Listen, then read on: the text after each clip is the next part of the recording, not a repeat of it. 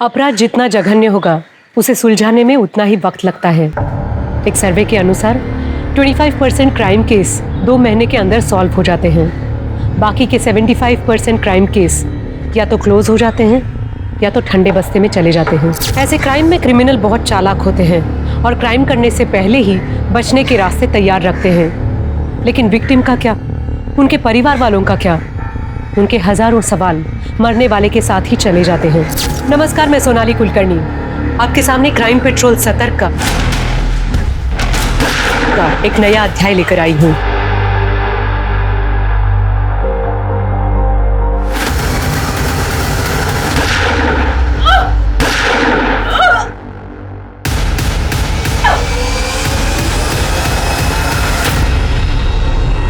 आज का ये केस मर्डर से शुरू हुआ था, लेकिन इस केस की कहानी बेहद अविश्वसनीय है। इस केस में ऐसे कई किरदार थे जिनके ऊपर पुलिस को शक था और उन सभी के पास मर्डर करने का मोटिव भी था।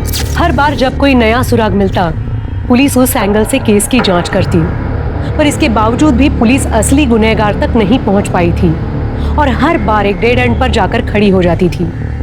आखिरकार पुलिस को ये केस बंद करना पड़ा। तो क्या थी इस केस की सच्चाई, और वो दूसरी हत्या जो हमने अभी देखी, वो लड़की कौन थी? उसका और उसकी हत्या का इस केस से क्या कनेक्शन था? चलिए इसकी शुरुआत करते हैं वहां से जहां से ये सब कुछ शुरू हुआ। इतना आसान नहीं है कार्तिक। एक बार जुर्म साबित हो जाए तो सजा होना पक्का है। पर पापा, अगर वो खुद ही मान ले कि उन्हें साइन को फौज किया है तो सजा कम तो हो सकती है ना? मुश्किल है।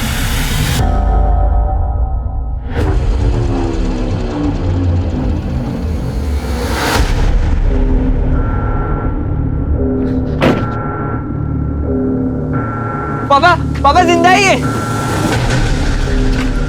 पापा शोल्डर पे गोली लगी है, देखो। बेटा ये तुम मुकेश अग्रवाल है, 3+ बिल्डर वाले। क्या हुआ मुकेश? अरे मुकेश बेटा, ये बेहोश हो गया, इसको हॉस्पिटल ले जाना। चल चल बेटा, बेटा अंकल उठी। कार्तिक, पुलिस को फोन कर और सिटी हॉस्पिटल बुला। जी बाबा। अरे व्हाट बॉय, जल्दी जल्दी, इमरजेंसी है, आइए।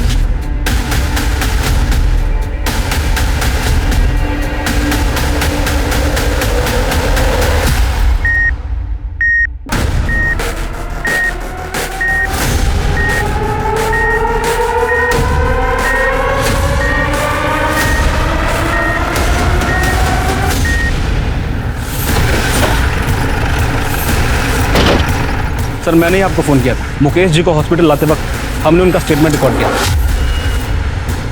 पर इससे पहले कि उनका स्टेटमेंट पूरा होता वो बेहोश हो गए। कहाँ है वो रिकॉर्डिंग?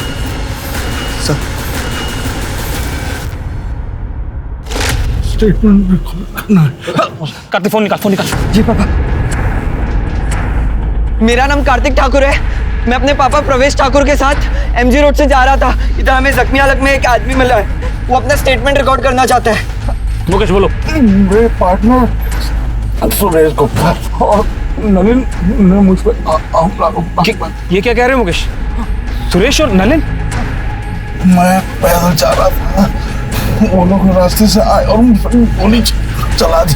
नलिन ने बड़ी कंपनी से 10 लाख रुपए लोन लिया था, लेकिन जब मैंने उससे पूछा और उसने मुझे जान से मारने की धमकी दी। और सुरेश ने तो मुझसे भी बाखा, उसने तो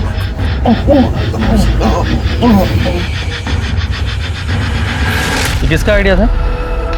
मुकेश जी। पर सर अगर वो नहीं भी बोलते ना तो मैं उनका स्टेटमेंट जरूर रिकॉर्ड करता, अपनी सेफ्टी के लिए। सर ये उनका वॉलेट है, चेक करो। सर हमने उनकी फैमिली को फ़ोन कर दिया है, उनके बेटे और वाइफ आते ही होंगे। गुड। शर्मा और इंस्पेक्टर साहब, कैसे हो गया ये सब कुछ? वो ठीक तो है? आप शांत होइए, जरा मेरे साथ आइए।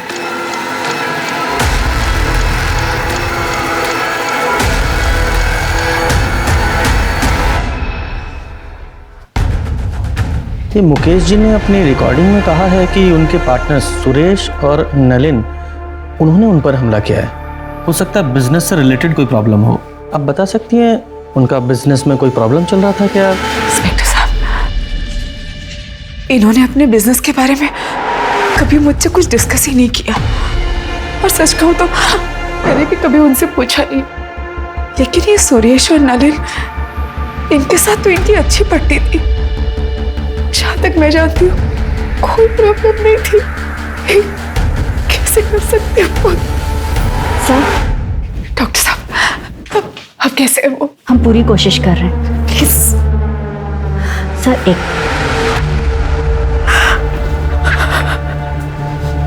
ये सब क्या हो गया?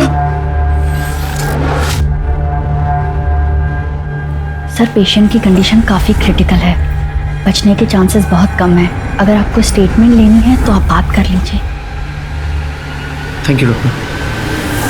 मुकेश जी, ये देखिए, ये रिकॉर्डिंग देखिए। आप बिना प्रेशर लिए सिर्फ इशारे में बताइए, क्या ये स्टेटमेंट आपने रिकॉर्ड किया अपनी मर्जी से?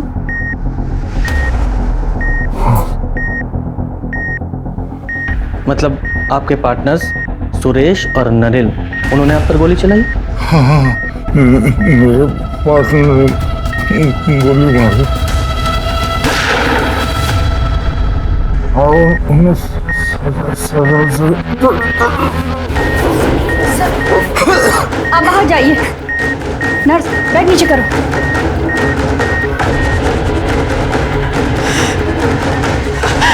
इंस्पेक्टर साहब, क्या हो रहा है? हाउस कैसे है? देखिए, आप टेंशन मत लीजिए, ट्रीटमेंट चल रहा है, वो ठीक हो जाएगा। हाँ?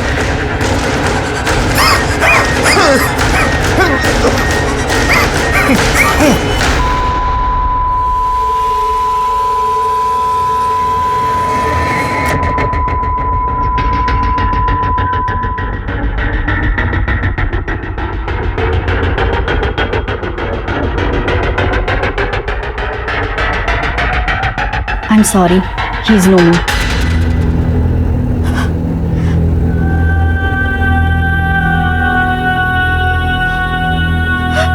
शर्मा, ये बॉडी का पोस्टमार्टम कराओ और सुरेश और नलिन दोनों का अरेस्ट करो तुरंत।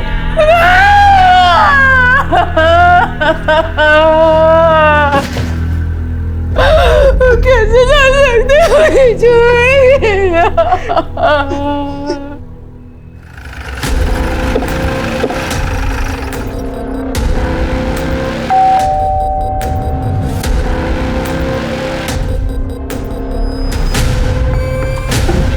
इतनी रात को कौन आया?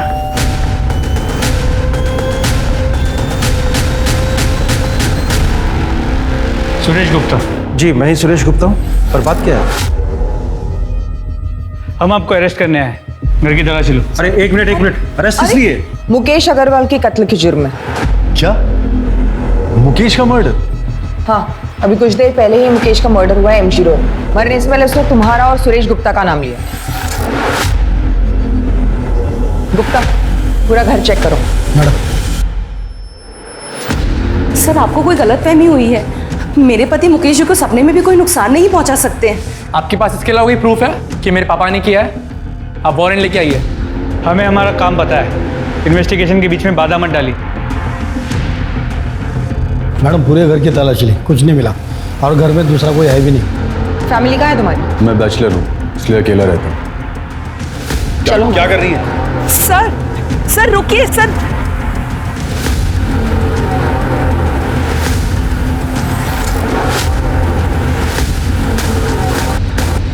मुकेश का खून तूने किया ना? बोल बोल। मैंने बताया ना, मैंने किसी का खून नहीं किया। आवाज कम कर, झूठ बोल रहा है तू। वीडियो देखा ना तूने?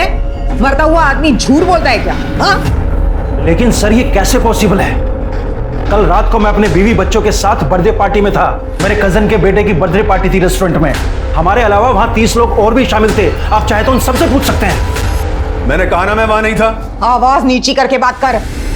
अरे मैडम, मैं कल शाम 8 बजे से सुपर स्पेशलिटी हॉस्पिटल में था। मेरे पापा को हार्ट अटैक हुआ है। मैं रात में 1 बजे निकला हूं वहां से और सीधा अपने घर आया हूं। मैंने अपने क्रेडिट कार्ड से हॉस्पिटल की पेमेंट की है, आप चाहें तो चेक कर सकते हैं। मुकेश ने कहा था कि कंपनी का 10 लाख रुपया तूने हड़पा है, उसका क्या? पैसे हड़पने का तो सवाल ही नहीं होता सर। पैसे मैंने नहीं बल्कि मुकेश ने लिए थे, वो भी पूरे 10 लाख रुपए अपने दूसरे बिजनेस को बचाने के लिए। उसने कहा था कि वो 6 महीने में सारे पैसे लौटा देगा। इनफैक्ट उसने पोस्ट डेटेड चेक भी दिए थे और ये सारे पॉइंट उसने स्टैम्प पेपर में मेंशन किए थे। और तूने ऐसा क्या किया था मुकेश के साथ जो इससे भी बुरा था? सर मैंने कुछ नहीं किया है, इस बात की मैं कसम खा सकता हूँ। हम तीनों पिछले 15 साल से पार्टनर्स हैं और हमारे बीच में कभी झगड़ा तक नहीं हुआ है। इनफैक्ट हम तीनों तो हर सुख दुख में एक दूसरे के साथ कंधे से कंधा मिलाकर खड़े रहे हैं। ये एलीट बिल्डर हम पे दबाव बना रहे हैं कि ये कंपनी हम उन्हें सेल कर दें, तो तुम लोग अपने अपने शेयर निकाल लो। मुकेश हम पार्टनर्स हैं, हम इकट्ठा मिलकर फाइट करेंगे। हाँ मुकेश, हमें कोई नहीं तोड़ सकता। जब तुम लोगों में इतना ही भाईचारा था तो मुकेश ने तुम दोनों पे इल्जाम क्यों लगाया? सर वो मुझे नहीं पता, हो सकता है कि किसी के दबाव में आकर उसने ये बात कही हो। किसके दबाव में? वो मुझे नहीं पता सर, लेकिन सबसे बड़ा प्रूफ ये है कि उस दिन हम दोनों एमजी रोड पर थे ही नहीं। सर सुरेश के बयान को वेरीफाई किया, वो सच कह रहा है। उस रात सच में वो बर्थडे पार्टी के लिए रेस्टोरेंट में गया हुआ था और रेस्टोरेंट के सीसीटीवी कैमरा में वो साफ नजर आ रहा है। रात के 1 बजे वो वहां से अपनी बीवी और बच्चे के साथ निकला था। तो सर चांस ही नहीं है कि रात 12 बजे वो एमजी रोड पे हो। सर परवेश और कार्तिक को लगभग 12 बजे के आसपास मुकेश एमजी रोड मिला था और उस वक्त नलिन सुपर स्पेशलिटी हॉस्पिटल में था, जहां पर उसने अपना क्रेडिट कार्ड यूज किया था बिल पे करने के लिए। हमने हॉस्पिटल और बैंक दोनों से वेरीफाई किया, इसलिए पॉसिबल ही नहीं है कि वो एमजी रोड गया। सर एक चांस ये है कि किसी कॉन्ट्रैक्ट किलर को यूज किया। हाँ, लेकिन मुकेश ने अपने बयान में साफ साफ सुरेश और नलिन का नाम लिया है कि उन दोनों ने उस पर गोली चलाई है, किसी और ने नहीं, और दोनों के पास बाइक भी है। लेकिन अभी तुम दोनों ने कंफर्म किया कि वो दोनों वहां थे ही नहीं। सर हो सकता है ये मुकेश झूठ बोल रहा हो। हाँ, लेकिन एक मरता हुआ आदमी झूठ क्यों बोलेगा? एक काम करो, ये परवेश और कार्तिक इन दोनों की डिटेल्स निकालो और ये मुकेश की फैमिली के बारे में पता करो। आपस में इनमें कोई प्रॉब्लम चल रही थी क्या? मुकेश के पेरेंट्स तो 10 साल पहले ही गुजर गए थे और मुकेश अपने पेरेंट्स के इकलौते थे। कल रात तुम कहाँ थे? सर मैं अपने कमरे में मूवी देख रहा था और फिर राहुल, राहुल, तेरे पापा को गोली लग गई। क्या? हाँ, हॉस्पिटल से फोन आया, चल जल्दी से। मैं तो बस किचन का काम खत्म करके सोने ही जा रही थी, अचानक कार्तिक का फोन आया कि हॉस्पिटल आ जाओ। मेरी तो कुछ समझ में ही नहीं आया। मुकेश तो डिनर करके बाहर वॉक करने गए थे। सुरेश और नलिन को कैसे पता चला कि मुकेश रात को डिनर के बाद बाहर वॉक करने जाने वाला? तो आपको भी लगता है कि सुरेश और नलिन ने मुकेश को मारा है? आपको नहीं लगता इंस्पेक्टर? I mean, मुकेश ने अगर कहा है तो सच ही कहा होगा ना, वो झूठ क्यों बोलेंगे?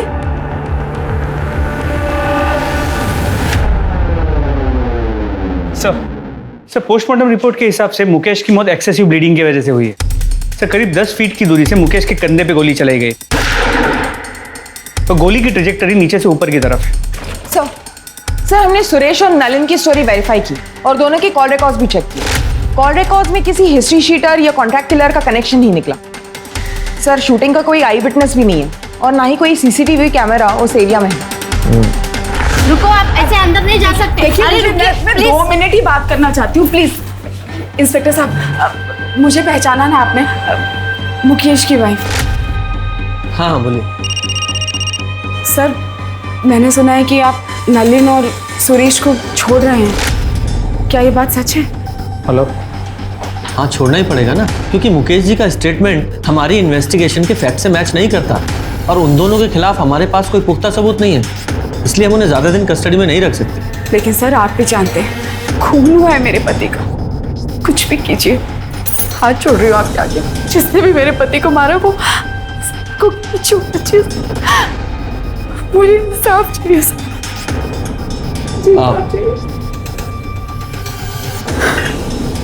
आप बिल्कुल चिंता मत कीजिए, जैसे ही कोई प्रोग्रेस होगी हम आपको इन्फॉर्म करेंगे। Thank you.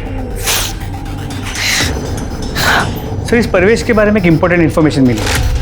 ये परवेश ट्रिनिटी बिल्डर्स का मेन लॉयर हुआ करता था 1 साल पहले था, लेकिन किसी बात को लेकर मुकेश ने उसे कंपनी से निकाल दिया। पर ये बात इस परवेश ने हमसे क्यों छुपाई कि वो मुकेश अग्रवाल को जानता था? सर आप जो कह रहे हैं वो बिल्कुल ठीक है, पर पता नहीं उस दिन मेरे दिमाग से कैसे निकल गया कि मैं आपको बताता कि मैं मुकेश जी को जानता था। अरे ऐसे कैसे दिमाग से निकल गया? आप खुद एक लॉयर है ना, आपको कम से कम हमसे नहीं छुपाना चाहिए था, हमसे तो सच्चाई बताते हैं। जी बिल्कुल सही, पर मैं ये भी समझ सकता हूँ कि आपको इसकी वजह से मुझ पर शक भी होगा, पर आपका ये शक बेबुनियाद है। उस रात मैं और मेरा बेटा कार्तिक मेरे क्लाइंट के यहाँ शादी अटेंड करके घर वापस लौट रहे थे पवन बाग से। वहाँ से मेरे घर की दूरी करीबन 10 मिनट की थी, मगर लौटते वक्त एक ट्रक की वजह से पूरा रास्ता जाम था, तो हमने बीच का रास्ता लिया, तो हमें करीबन 15 मिनट लगे और वही रास्ते पर हमें मुकेश जी पड़े मिले। और सर मेरे पास वो वेडिंग इनविटेशन कार्ड भी है, ये देखिए सर। सर आप गनीमत समझिए कि हमने ये वीडियो रिकॉर्ड कर ली, वरना आपको तो हम पर शक होता। अच्छा एक बात बताइए, मुकेश ने आपको अपने कंपनी से क्यों निकाला था? एक्चुअली सर एक डिस्प्यूटेड लैंड था जिस पर 5-6 अलग अलग पार्टीज का हक। मुकेश जी चाहते थे कि मैं इलीगली वो ज़मीन उनके नाम पर करवा दूँ। अरे वो 5-6 लोग हैं, लोअर मिडिल क्लास, उन्हें डरा धमका के भगा दूंगा मैं, वो अपना क्लेम वापस कर लेंगे, तो मैंने उसे तैयार करो। नहीं मुकेश, ये सब इलीगल है, नहीं करूँगा। तो आज के बाद तुम्हारी जरूरत भी नहीं है मुझे, तुम जा सकते हो। सर मुकेश जी ने अपने छोटे से लालच की वजह से 10 साल पुराना रिश्ता 1 मिनट में तोड़ दिया, तो मैंने भी कंपनी छोड़ दी और कभी पलट कर नहीं देखा। सर अगर मुझे ही बदला लेना होता तो मैं इतना लंबा इंतजार क्यों कर, बताइए आप। सर परवेश ने जो कहानी बताई थी वो करेक्ट है, वो लोग उस रात सच में शादी में गए हुए, शादी के वीडियो फुटेज में वो लोग साफ नजर आ रहे हैं। और सर उस रात हाईवे पे सच में ट्रैफिक जैम था जैसे परवेश ने बताया था, इसीलिए उन्होंने अंदर का रास्ता लिया। सर हमने सुरेश और नलिन की स्टोरी वेरीफाई की, सब सच बोले। 6 महीने की इन्वेस्टिगेशन और सभी संदिग्धों पर नजर रखने के बाद भी जब पुलिस के हाथ कुछ नहीं लगा तो पुलिस ने इस केस को बंद कर दिया, पर नियति को कुछ और ही मंजूर था। मुकेश की केस फाइल बंद करने के 6 महीने बाद, यानी कि मुकेश के मर्डर के 1 साल बाद कुछ ऐसा हुआ जिसने ठंडे बस्ते में पड़े मुकेश मर्डर की केस को रीओपन करा दिया।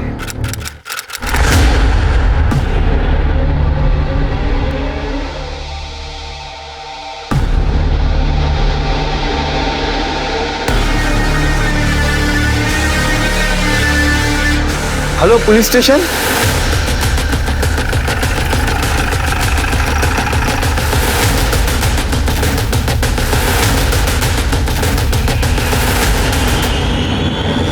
पूजा चेक करो सर। जरा आसपास चेक करो।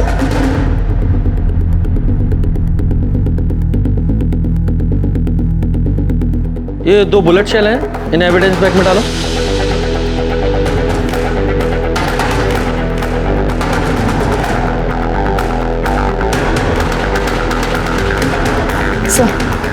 सर एंट्री वोल से लगता है कि क्लोज रेंज से 2 बुलेट चलाई गई। और सर शायद इस लड़की की कल या आज मौत हुई है। सर कपड़े देख के लगता है इसके साथ कोई सेक्स या रेप का साइन तो नहीं है। और सर लड़की के पास से ऐसा कुछ नहीं मिला है जिससे इसकी शिनाख्त हो सके। सर जिस आदमी ने हमें बताया था उसने कहा था कि वो एक सेल्समैन है, यहाँ कहीं डिलीवरी के लिए जा रहा था, उसकी बॉडी देख के मैं अपडेट किया था उसको। बंगला किसका है? सर ये तो नहीं पता चल पाया है कि जगह काफ़ी सुनसान है, यहाँ से सबसे नज़दीक जो घर है वो भी 500 मीटर दूर है और वो भी बंद। आसपास की बस्ती में जरा पता करो ये बंगला किसका है। सर ये मोबाइल मिला है, दीवार के पास पड़ा था। हो सकता है ये मोबाइल इस लड़की का हो। इस मोबाइल को लैब में भेजो और अनलॉक कराओ। बॉडी को पोस्टमार्टम के लिए भेजो।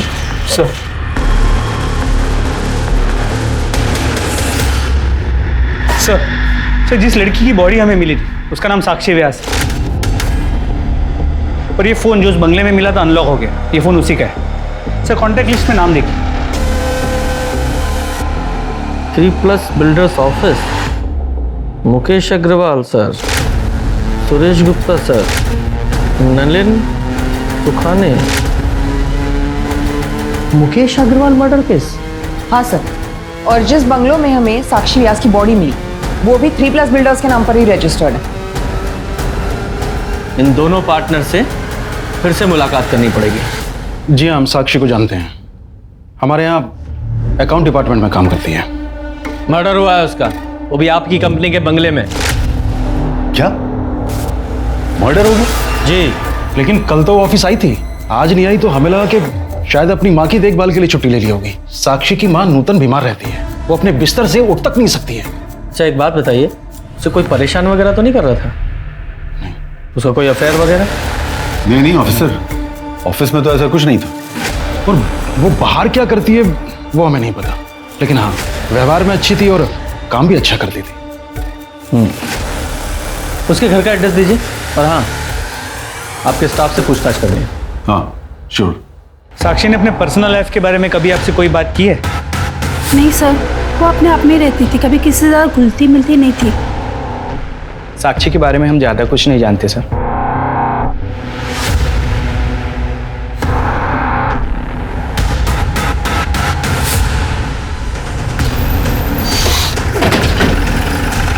यही है ना?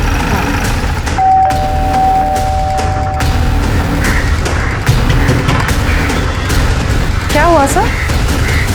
वो हमें साक्षी की माँ से मिलना है। नूतन जी तो बिस्तर पे है और उनकी बेटी साक्षी ऑफिस में होगी। क्या बात है इंस्पेक्टर? साक्षी का मर्डर हुआ। क्या? हे भगवान, नूतन जी का क्या होगा? साक्षी तो कितनी प्यारी बेटी थी।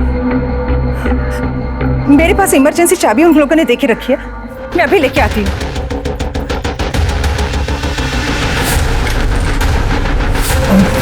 सर ऊपर प्लीज।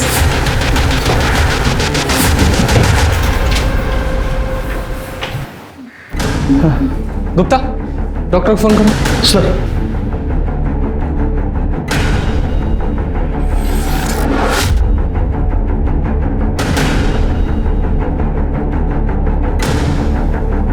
पूजा, जरा आस पड़ोस में साक्षी के बारे में पता करो। सर आप आइए। हाँ जी, आप ठीक है? पानी पिएंगे? भगवान साक्षी जैसी बेटी सबको दे। इतना साल से उसकी माँ बीमार रहती थी कि 3 साल पहले उन्होंने बिस्तर ही पकड़ ली, पर साक्षी, उसने कभी हिम्मत नहीं हारी। मैंने तो साक्षी से कहा भी था कि अपनी माँ को ओल्ड एज होम में शिफ्ट कर दी। माँ की सेवा मेरे जैसे और कौन करेगा रंजना आंटी? और जब तक मैं हूँ, मैं किसी और से माँ की सेवा क्यों करवाऊँ? क्या साक्षी को कोई परेशान करता था, या फिर किसी से लड़ाई हुई हो, या फिर उसका कोई अफेयर वगैरह? नहीं मैडम, हमारा मोहल्ला तो बहुत सेफ है और साक्षी को नूतन जी की सेवा और उसकी नौकरी में से फुर्सत ही कहाँ मिलती थी जो वो कोई अफेयर करे। तो इसका मतलब ये साक्षी एक आइडियल बेटी थी, एक अच्छी पड़ोसी भी थी। हाँ सर, मेरी राजीव सर से भी बात हुई। उन्होंने कहा कि साक्षी ऑफिस में भी बहुत अच्छे से काम करती है। सर लेकिन अजीब बात यह है कि साक्षी के ऑफिस में साक्षी के बारे में किसी को कुछ भी नहीं पता, और उससे अजीब बात यह है कि साक्षी के बैंक अकाउंट में कभी भी 3+ बिल्डर्स से कोई पेमेंट रिफ्लेक्ट नहीं हो रही। हाँ लेकिन हमने जब बैंक स्टेटमेंट चेक किया तो एक पेमेंट आई थी जो मैटरनिटी क्लिनिक को की गई थी। जरा पता करो ये पेमेंट क्यों की गई थी। जी मैम, 2 महीने पहले साक्षी व्यास ने यहाँ पे अबॉर्शन करवाया था। कंसर्न किसने दिया था? उसकी मदर नूतन व्यास, जो उसको यहाँ पे अबॉर्शन के लिए लेके आई थी। सर मैंने हॉस्पिटल का सीसीटीवी फुटेज चेक किया। जो औरत साक्षी के साथ अबॉर्शन के लिए गई थी वो 3+ बिल्डर्स के ऑफिस की एक एम्प्लॉई है। उसका नाम ज्योति है। ये तुम लोगों की कंपनी में चल क्या रहा है? साक्षी एम्प्लॉय थी ना आपकी, फिर उसके बैंक अकाउंट में एक भी सैलरी डिपॉजिट क्यों नहीं हुई? आप सही कह रहे हैं सर, हमारे पास उसकी सैलरी का कोई रिकॉर्ड नहीं है, क्योंकि उसे सारी पेमेंट कैश में होती थी। क्यों? क्योंकि साक्षी का पूरा पैसा उसकी माँ की दवाइयों और उसके इलाज में जाता था। तो उससे क्या? वो इसलिए कि साक्षी नहीं चाहती थी कि उसकी सैलरी का एक भी पैसा टैक्स में कटे। अच्छा, कमाल की कंपनी चला रहे हैं आप लोग। मतलब एक एम्प्लॉय के लिए सारी कंपनी के रूल आप ताक पर रख देंगे।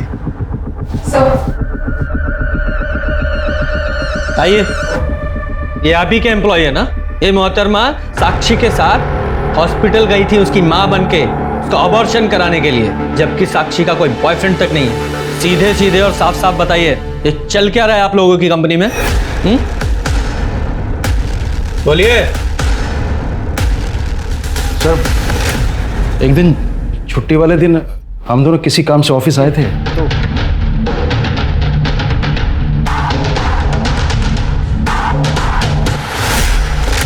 मुकेश ने हमें बताया था कि उसका साक्षी के साथ अफेयर है।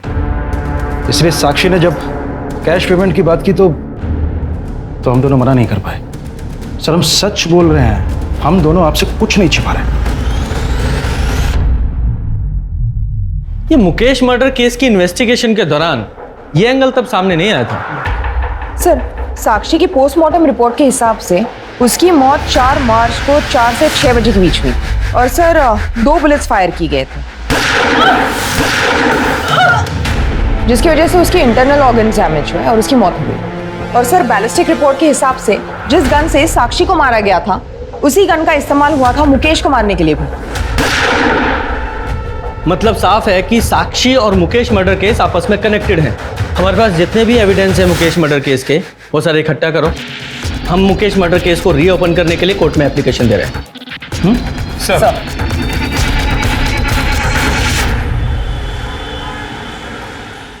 सर, कोर्ट ने मुकेश अग्रवाल मर्डर केस को रीओपन करने की मंजूरी दे दी है। Very good. शुरू से शुरू करते हैं। सबसे पहले मुकेश अग्रवाल के घर चलते हैं।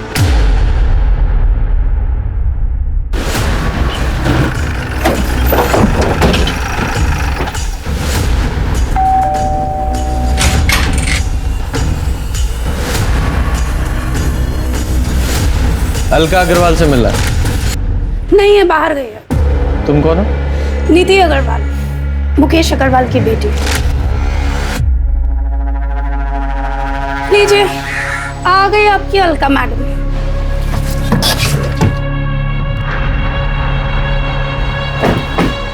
आइए, आप ही का इंतजार था। देखिए ना, आपसे मिलने कौन आया। क्या पता भगवान की इच्छा रही तो आज आपको साथ में ले जाओ। नीति, अपने कमरे में जाओ। हाँ, वैसे भी तुम्हारी शक्ल देखने से तो अच्छा है कि मैं अपने रूम में ही बैठूं।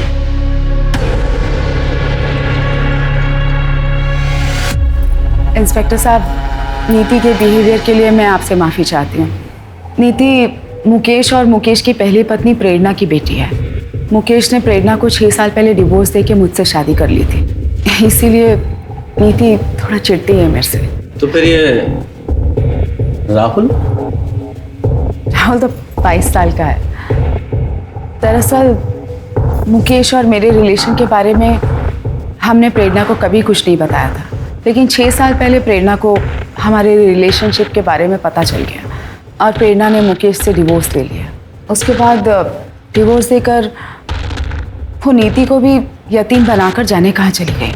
और नीति उस वक्त वो सिर्फ 20 साल की थी और उसे ये लगता था कि उसके पेरेंट्स के डिवोर्स का सबसे बड़ा कारण मैं ही हूँ। और नीति भी इस सदमे को बर्दाश्त नहीं कर पाई और ड्रग्स में फंसती चली गई। मुकेश की पहली पत्नी प्रेरणा वो कहाँ है? उसके बारे में मुझे कुछ नहीं पता। हाँ, इतना कह सकती हूँ कि जब तक मुकेश जिंदा थे वो हर महीने प्रेरणा को कुछ पैसे भेजा करते थे। तो मुकेश का अफेयर तो उसकी कंपनी के अकाउंटेंट साक्षी के साथ भी था, उसका भी ख्याल रखते थे वो। साक्षी? कौन साक्षी? माफ कीजिए, मैंने तो ये नाम कभी सुना ही नहीं है। मैं नहीं जानती इस लड़की को कौन है ये। झूठ क्यों बोल रही है? सबको पता है कि मेरा बाप कितना घटिया और कितना गिरा हुआ इंसान। निधि, तू चुप कर। सर, मेरे बाप ने पहले इस कमीनी के लिए मेरी माँ को छोड़ा और फिर तीसरा अफेयर चलाया साक्षी के साथ, और जैसे ही इसको पता चला इसने। खबरदार जो मुझसे झूठ खाता, सब समझ में आ रहा है मुझे। कौन है ये साक्षी?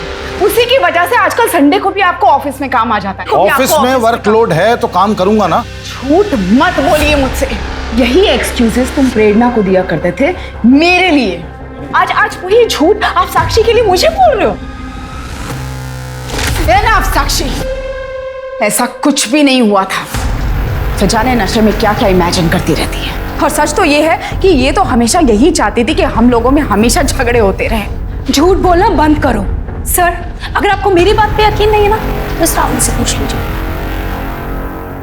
नीति, क्यों मेरा घर बर्बाद करने पे तुली पड़ी है तू? घर बर्बाद मैंने किया या तूने हमारा घर बर्बाद किया?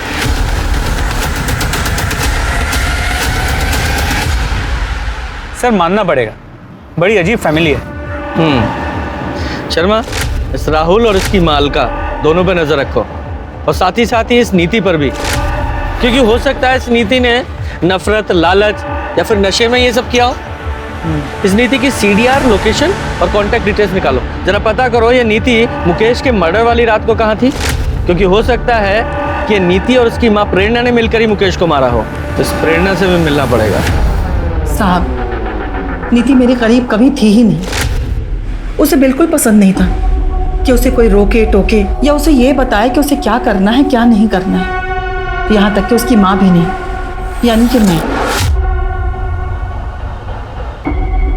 जब मुकेश ने मुझे छोड़ा तो नीति के इसी बिहेवियर के कारण मुझे नीति को छोड़ना बहुत आसान हो गया था। आपको मुकेश अग्रवाल के मर्डर के बारे में पता है? साहब, ये कैसी बातें कर रहे हैं आप? ऑफ कोर्स पता था।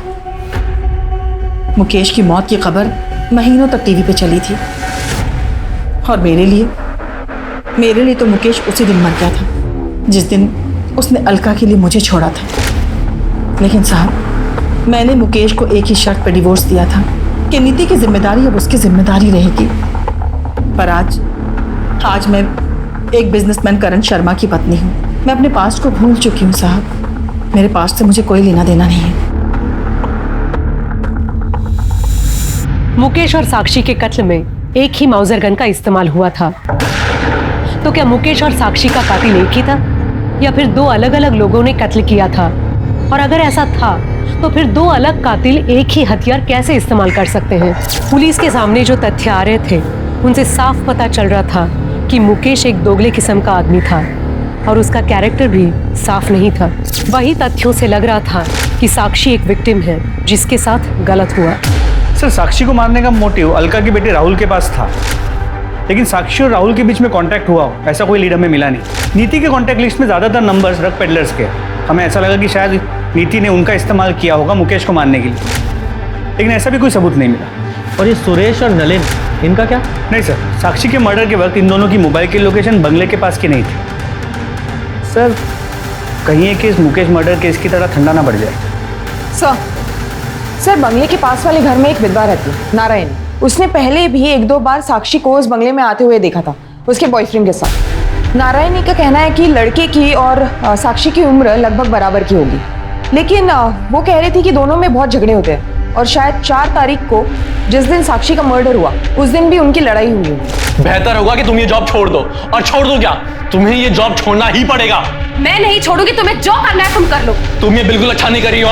आजकल के बच्चे कितने लड़ते हैं। कहीं ये लव एंगल तो नहीं है? नारायणी ने उस लड़के की शक्ल देखी थी? हाँ सर। स्केच बनवाओ सर।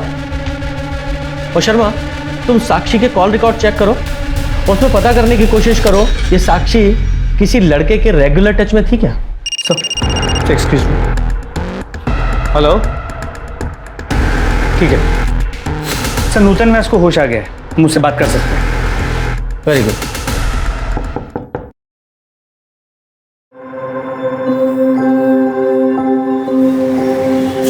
नमस्ते सर, आप लोग? साक्षी कहाँ है? साक्षी ने हमें यहाँ भेजा है। उसने कहा है कि आप घर चलिए, मैं आती हूँ, तब तक आपसे बातें करते हैं। साक्षी के बारे में कुछ बताइए ना। साक्षी तो लगता ही नहीं मेरी बेटी है। उसने माँ की तरह मेरा ख्याल रखा।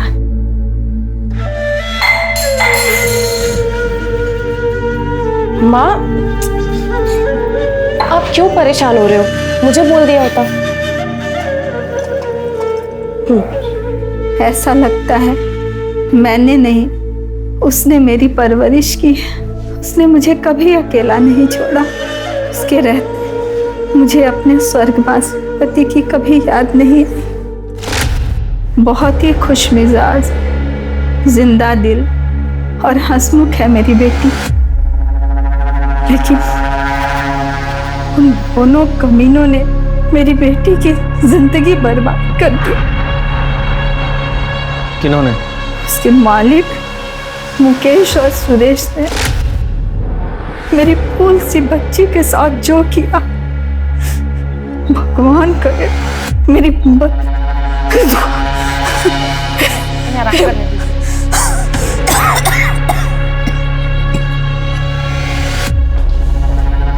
शर्मा, इस सुरेश को अरेस्ट करने की तैयारी करो।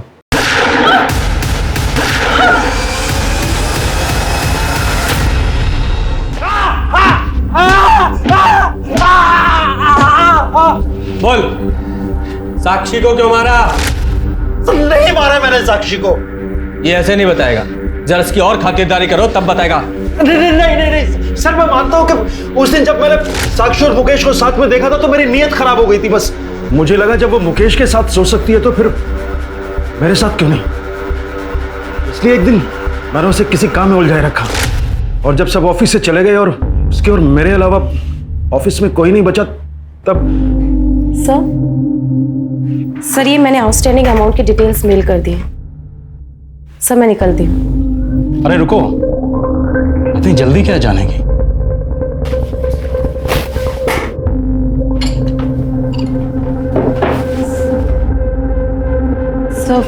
सर मैं ड्रिंक नहीं करती।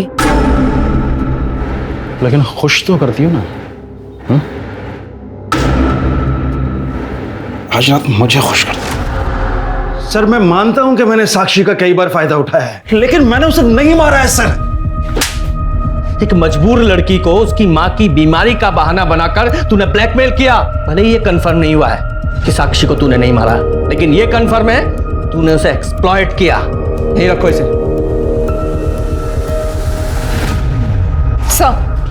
सर नारायणी के हिसाब से यही वो लड़का है जो साक्षी के साथ उस बंगले में आता था। ऐसा लग रहा है देखा है मैंने इसे, पर फिलहाल पहचान में नहीं आ रहा। कहाँ देखा था? साक्षी की सीडीआर को चेक किया। सुरेश के बेटे आर्यन और साक्षी के बीच कई बार बात हुई, और सबसे इंपॉर्टेंट बात यह है कि साक्षी के मर्डर वाले दिन भी आर्यन ने साक्षी को फोन किया। यस,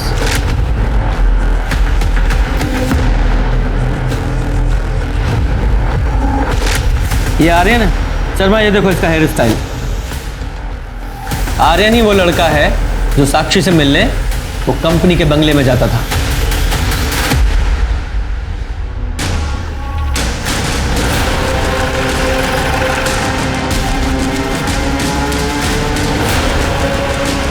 एक सेकेंड, पापा ऑफिस में नहीं है और ना ही नलिन अंकल।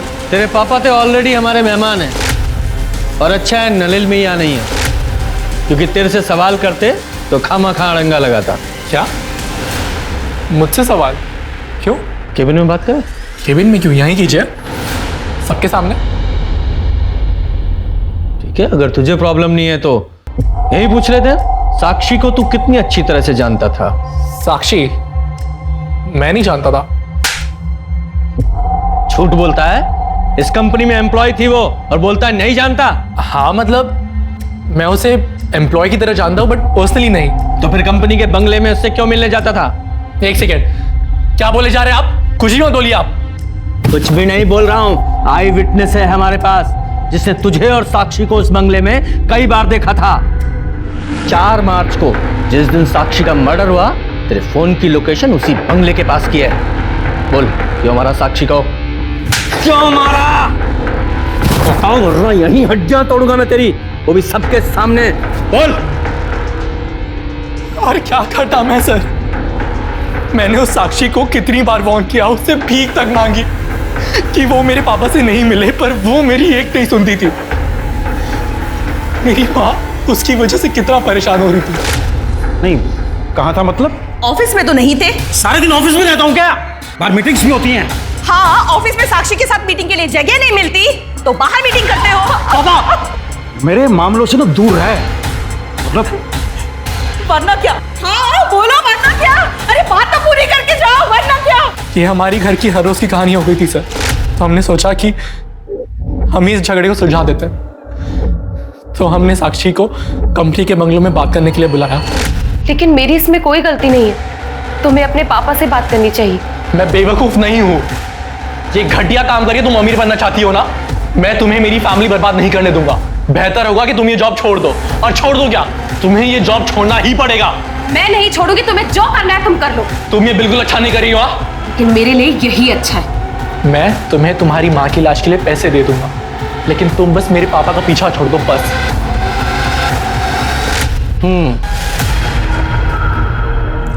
तो उस बंगले के पास में रहने वाली नारायणी को लगा कि तुम दोनों की लड़ाई दो प्यार करने वालों की नोकझोंक है, और तुम दोनों की आपस में लड़ाई हुई थी ना। साक्षी को मुझ पर विश्वास नहीं था। उसे लगता था कि मैं अपना प्रॉमिस नहीं निभाऊंगा। इसलिए उसने पापा से मिलना बंद नहीं किया। दिन पे दिन मेरे घर के हालात और ख़राब होते जा रहे थे। तो फाइनली मैंने गन का सहारा लिया। गन कहाँ से मिली? पापा की कार की सीट से। मुकेश अंकल की मौत के अगले दिन जब मैं हर रोज की तरह जॉगिंग पे जा रहा था, पापा बहुत गुस्सा होते अगर उन्हें मालूम पड़ता कि मैंने उनकी गन छुई है। इसलिए मैंने सोचा कि मैं उन्हें बताऊंगा ही नहीं। इसलिए पापा के डर से मैंने उस गन को सेफ जगह छुपा दिया। लेकिन सर स्ट्रेंजली पापा ने कभी उस बारे में जिक्र ही नहीं किया।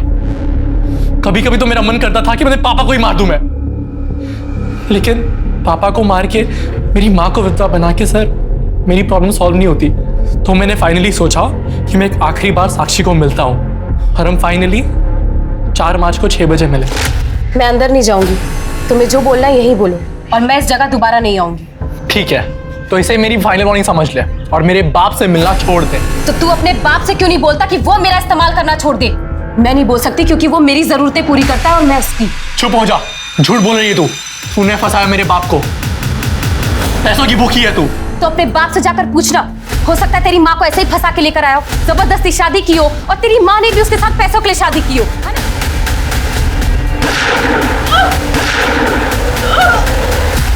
उसे मार दिया, उसका खून बह रहा था। मैं काफी घबरा गया था सर। घबराहट के मारे मैंने उसका फोन दीवार पर फेंक दिया, ये सोचकर कि वो टूट जाएगा।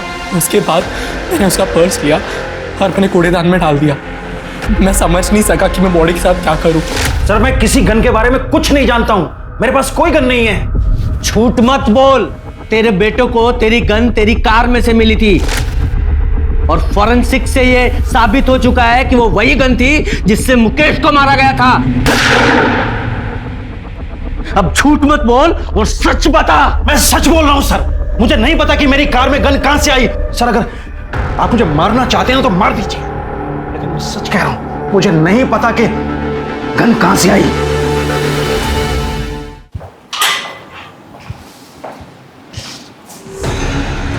शर्मा, कहीं ये सुरेश सच तो नहीं बोल रहा है? कोई सचमुच में ही सुरेश को मुकेश के मर्डर में फंसाने की कोशिश कर रहा?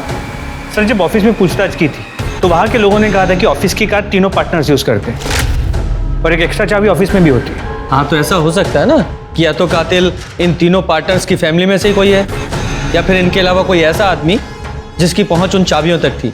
उसने मुकेश का मर्डर किया और गन इस सुरेश की कार में प्लांट कर दी। कौन हो सकता है ऐसा? पुलिस ने साक्षी के कातिल को ढूंढ लिया था। आर्यन ने साक्षी का कत्ल किया था अपनी माँ की खुशियाँ वापस लौटाने के लिए, बिना ये सोचे कि इस कदम से उसने अपने परिवार को बर्बाद कर दिया था। पर सवाल अभी भी वही था कि मुकेश का कातिल कौन है। पुलिस की हर संभव कोशिश एक डेड एंड पर जाकर रुक जाती थी। इसलिए पुलिस ने एक बार फिर सब कुछ शुरू से शुरू करने का सोचा और तब कुछ ऐसे तथ्य सामने आए जिसे पुलिस ने पहली बार गलती से नजरअंदाज कर दिए थे।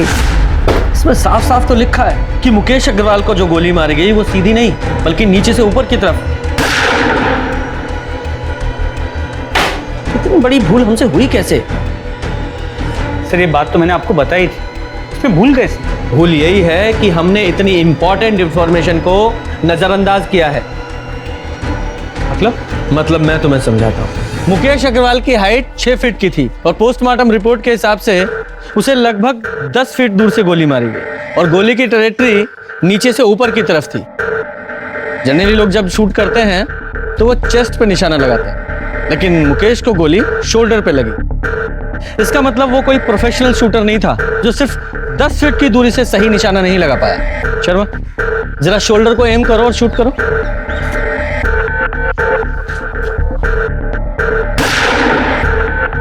Very good. गुप्ता, अब तुम वहां जाओ और शोल्डर को एम करके शूट करो।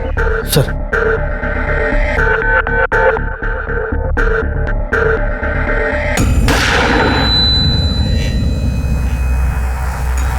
करेक्ट। शर्मा, जरा इधर आओ। ये देखो, ये वो टारगेट है जो तुम्हारी बुलेट से हिट हुआ। वो एकदम सीधी बॉडी के पार हुई है और गुप्ता ने जो शोल्डर पे गोली शूट की उसकी ट्रैजेक्टरी नीचे से ऊपर की तरफ है। मतलब जिसने भी शूट किया है उसकी हाइट मुकेश की हाइट से काफी कम थी। गुप्ता, तुम्हारी हाइट कितनी है? सर मेरे 5'8". 5 फुट 8 इंच। शर्मा, हमारे सस्पेक्ट्स में से किसकी हाइट 5 फुट 8 इंच की है? जरा पता लगाओ। सर,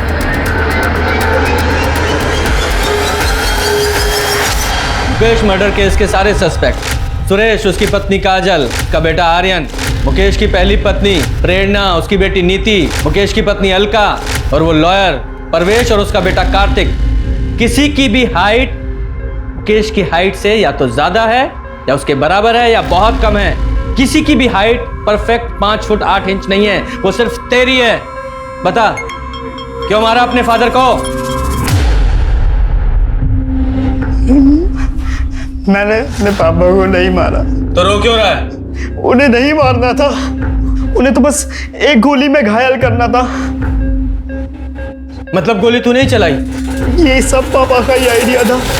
मैं आप पे गोली कैसे चला सकता हूँ? मुझे मारना नहीं है, सिर्फ घायल करना है, ताकि मैं ये इल्जाम उन सुरेश और नलिन पे लगा सकूं। उन दोनों ने मेरी जिंदगी मुश्किल कर रखी ऑफिस में। एक बार वो दोनों अरेस्ट हो गए ना, पूरी कंपनी हमारी होगी। जिंदगी में इससे बड़ी सिक्योरिटी और क्या होगी? पर साक्षी का क्या? आप उसे छोड़ दोगे ना? हाँ, छोड़ दूंगा उसे मैं। प्रॉमिस। हाँ। पापा ने पूरा प्लान तैयार कर लिया था। मेरे पास सुरेश अंकल के कार की डुप्लीकेट चाबी भी थी और मैं वहां चला गया जहां पापा ने मर्डर का प्लान किया था। ये जगह मैंने इसलिए चुनी है कि यहाँ आधी रात को भी ट्रैफिक होता है। हर 5-6 मिनट में कोई ना कोई कार पास होती है। सिटी हॉस्पिटल सिर्फ यहाँ से 10 मिनट की दूरी पे है। और सबसे बड़ी बात, सुरेश का घर यहाँ से सिर्फ 3 किलोमीटर दूर है। पापा, मुझे डर लग रहा है बहुत। कर पाऊंगा क्या? नहीं बेटा, मुझे पूरा भरोसा है, तुम कर लो।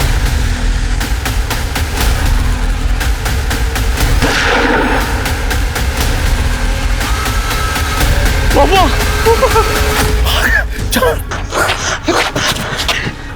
पापा ने जैसा सोचा था वैसा नहीं हुआ। बजाय 5-6 मिनट के, पहली कार 15 मिनट के बाद आई। पापा दर्द और तकलीफ में थे। उन्होंने मुझे मना किया था कि मैं उनकी मदद ना करूं।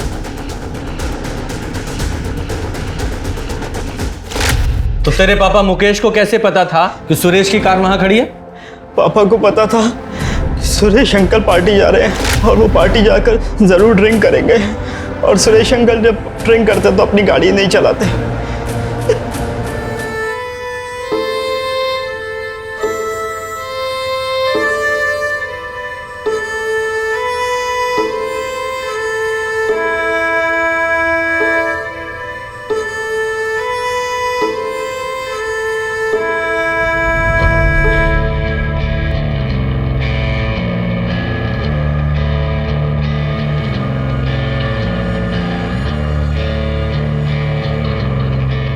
मॉम, ये क्या कर रही हैं आप?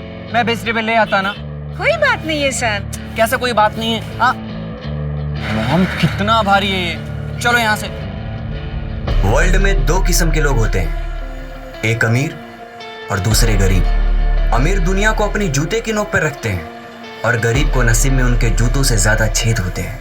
अमीर कहता है कि मेहनत करके गरीबी हटाई जा सकती है, लेकिन गरीब जानता है कि गरीबी की दलदल से सिर्फ मेहनत या किस्मत के बल पर नहीं, उसके लिए और भी बहुत कुछ करना पड़ता है।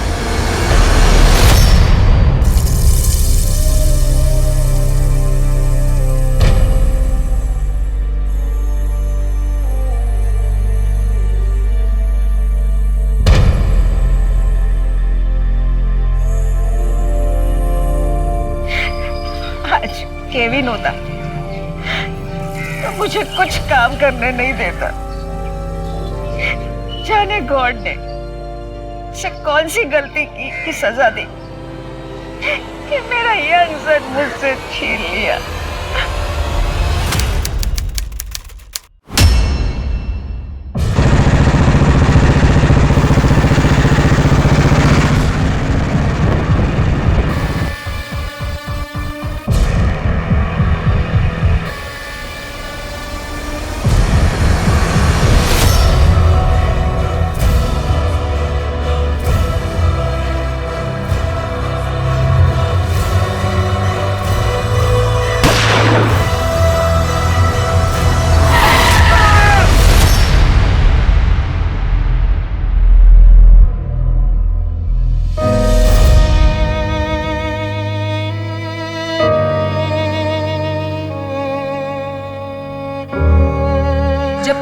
इंसान इस दुनिया को छोड़कर जाता है तो अपने पीछे अपना सुख दुख, झगड़े और परेशानी सब छोड़ जाता है, और साथ ही पीछे रह जाते हैं उसे प्यार करने वाले कुछ ऐसे लोग जो उसकी याद में तिल तिल कर जीते हैं, कुछ ऐसी आंखें जिनके आंसू थमने का नाम नहीं लेते। परेशानी तब और बढ़ जाती है जब जाने वाले के मौत की वजह ही पता ना चले।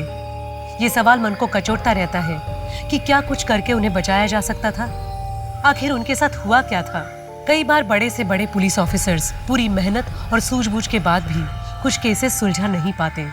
ऐसे केसेस पुलिस फाइल्स में कोल्ड केसेस बनकर रह जाते हैं। नमस्कार, मैं सोनाली कुलकर्णी क्राइम पेट्रोल 70 के आज के केस में आपका स्वागत करती हूँ। आज का हमारा ये एपिसोड भी ऐसे ही केस से जुड़ा है जिसमें न्याय की कोई उम्मीद ही नहीं थी, जिस केस को असल में बंद कर दिया गया था। ये केस इतना संगीन था कि साल 2020 में इसकी बहुत चर्चा हुई। इस केस ने जितना हैरान आम जनता को किया था, उससे कई ज्यादा हैरान पुलिस महकमे के लोग थे कि क्या आज के इस आधुनिक युग में भी इस तरह के अपराध होते हैं। ये एक ऐसा केस था जिसने लोगों के दिलों में डर पैदा कर दिया, क्योंकि इस तरह के अपराध तो किसी के भी साथ हो सकते हैं। तो क्या सच में इस केस को सुलझाया जा सकता था?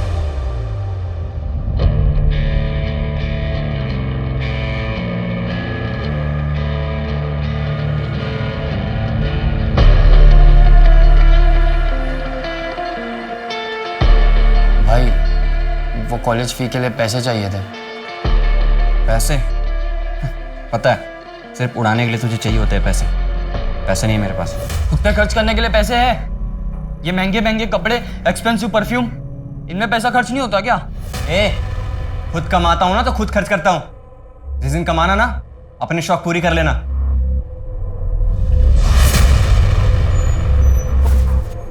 केविन, मैंने तुझे मना किया ना इसे उतारने के लिए। आप मेरा कितना ख्याल रखते हो माँ? अच्छा सुनो, आउट ऑफ स्टेशन जा रहा हूं मैं, और हाँ, अपना ख्याल रखना। तुम भी। ये तू रोज रोज आउट ऑफ स्टेशन कहाँ जाता है? अपने काम से काम रखना। बकवास करता रहता है हमेशा।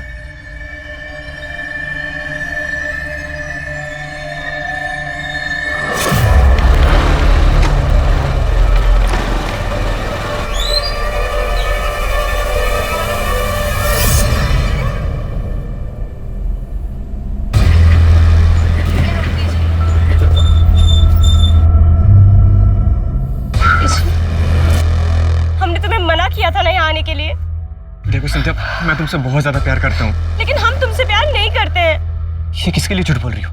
अपने बाप के लिए। तुम समझते क्यों नहीं हो? क्या समझू?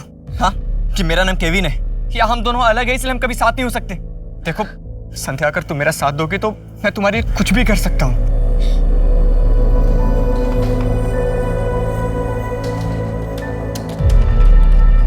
क्या बात है केविन, आजकल बहुत परेशान रहते हो यार। हाँ भाई, वो ऑफिस के काम ने जान ले रखी है। अरे तुम्हारी तो बड़ी धाक है अपने ऑफिस में, अगर हमारी भी नौकरी लगवा देते तो। ठीक है, मैं बात करता हूँ।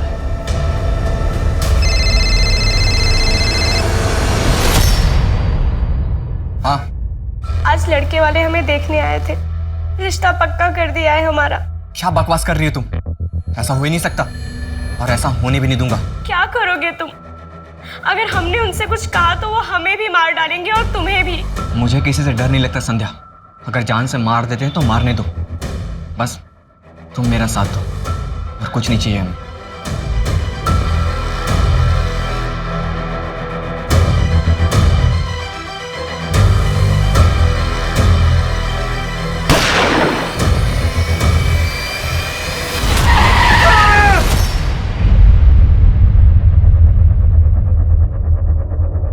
सर, ये आईडी मिली है। केविन डिसूजा, एक काम करो, इसके घर वालों को इन्फॉर्म करो और उन्हें बताओ कि इसका एक्सीडेंट हुआ है। बहुत बुरी तरह से मौत हुई है इस बेचारे की। ये तो किसी ट्रक के मार्क्स लग रहे हैं। एक काम करो, आसपास पता करो, शायद किसी ने एक्सीडेंट होते हुए देखा हो, और ये भी चेक करो कि आसपास कोई सीसीटीवी है या नहीं।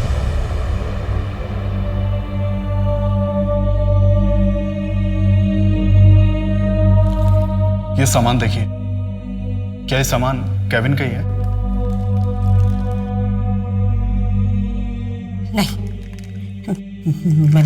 मेरा केविन नहीं मर सकता साहब। आपसे जरूर कोई मिस्टेक हुआ है। मेरे को अभी कभी ये बॉडी देखने का है। ये मेरा केविन नहीं है। मैम आप बॉडी नहीं देख पाएंगी, ट्रक ने बहुत बुरी तरह से रौंदा है। मैंने बोला ना आपको, अभी के अभी मुझे ये बॉडी देखना है बस।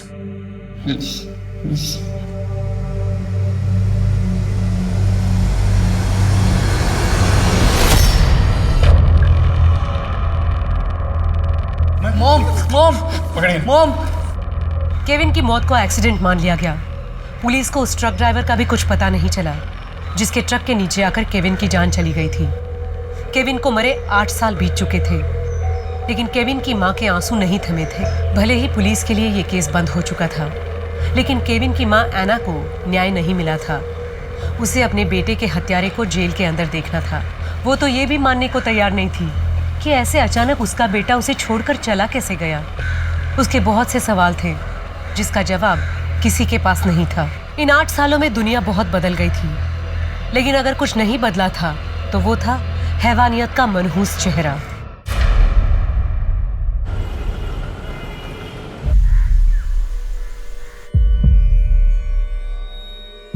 अभिमन्यु, हमने तुमसे कई बार तुम्हारी बेटी सलोनी के बारे में पूछा है, आज फिर पूछ रहे हैं।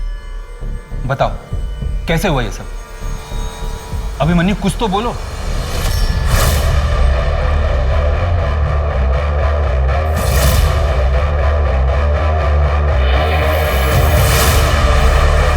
सलोनी बेटा, सलोनी बेटा।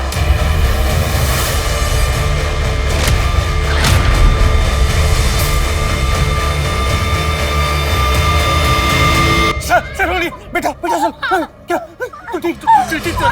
मेरा हाथ। हाँ हाथ टूट गया तेरा। और कुछ तो नहीं हुआ ना? नहीं हुआ ना? तो फिर से कूदना होगा ना बेटा तुझे। जा, फिर से कूदना होगा। हाँ जा जा बेटा जा।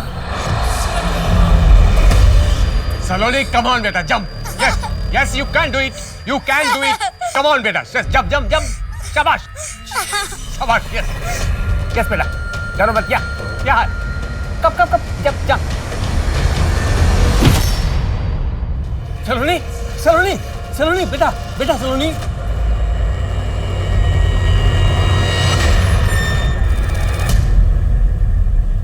आज संभल के बेटा। हाँ 1 मिनट रुक जा। हाँ हाँ बैठ जा, तुझे कुछ दिखाता हूँ। तेरी रिपोर्ट आ गई है। तुझे पता है कितनी गहरी चोट लगी थी तुझे? स्कल में गहरा कट आया था। डॉक्टर ने कहा पूरे 6 महीने लगेंगे तुझे ठीक होने में, लेकिन मैं भी उनसे बहस की, कैसे लगेंगे 6 महीने? देखना कितनी जल्दी ठीक कर देता हूँ तुझे मैं। कैसे? फास्टिंग पर रखूंगा तुझे पूरे 1 महीने के लिए। फास्टिंग से बॉडी में ग्रोथ हार्मोन्स बनते हैं और वो बॉडी की इंजुरीज, चोट पोट टूट पाट जितनी भी होती है ना, सब ठीक कर देते हैं। बेटा हम बहुत बड़ा काम कर रहे हैं मानवता के लिए। तो समझ नहीं ना बेटा मैं क्या कर रहा हूं। अभिमन्यु, हमें सलोनी के बारे में कुछ तो बताओ। साहब साल भर हो गए पूछताछ कर रहे, कुछ बोलता ही नहीं।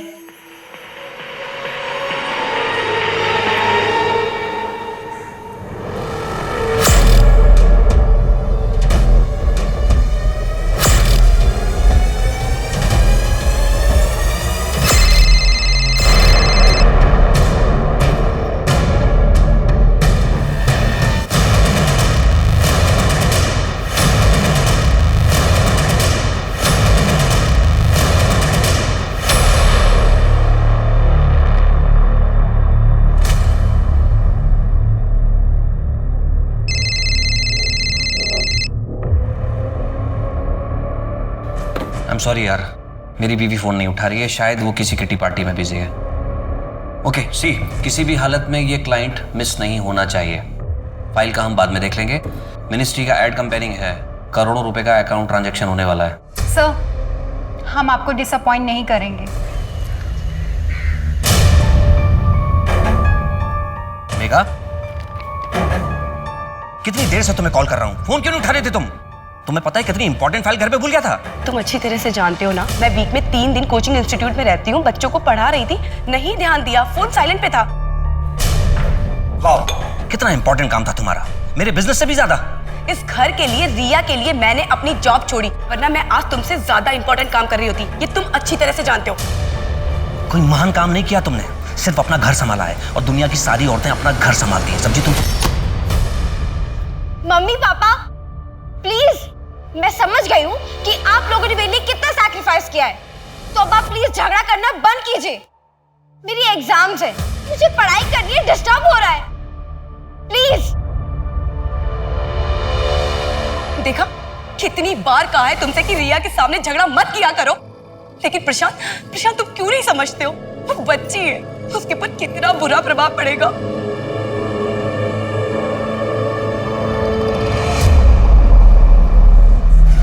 तुम्हें पता है, सपने पूरे करने के लिए सपने देखना बहुत जरूरी होता है। दुनिया का ऐसा कोई काम, ऐसी कोई नौकरी नहीं है जो तुम सब नहीं कर सकते। बस उसके लिए क्या करना है, अपने आप को काबिल बनाना है, और काबिल बनने के लिए क्या करना होगा? पढ़ाई। बिल्कुल सही। चलो अब पढ़ाई शुरू करें। हाँ। A for apple, B for ball, C for cat, D for dog, E for F for G for ICT complicated to computer। आज टाइम हो गया है, कल हम लोग यहीं से चैप्टर स्टार्ट करेंगे, तो सब लोग टाइम पे आना, कोई भी क्लास मिस नहीं करना, ठीक है? चलो बाय।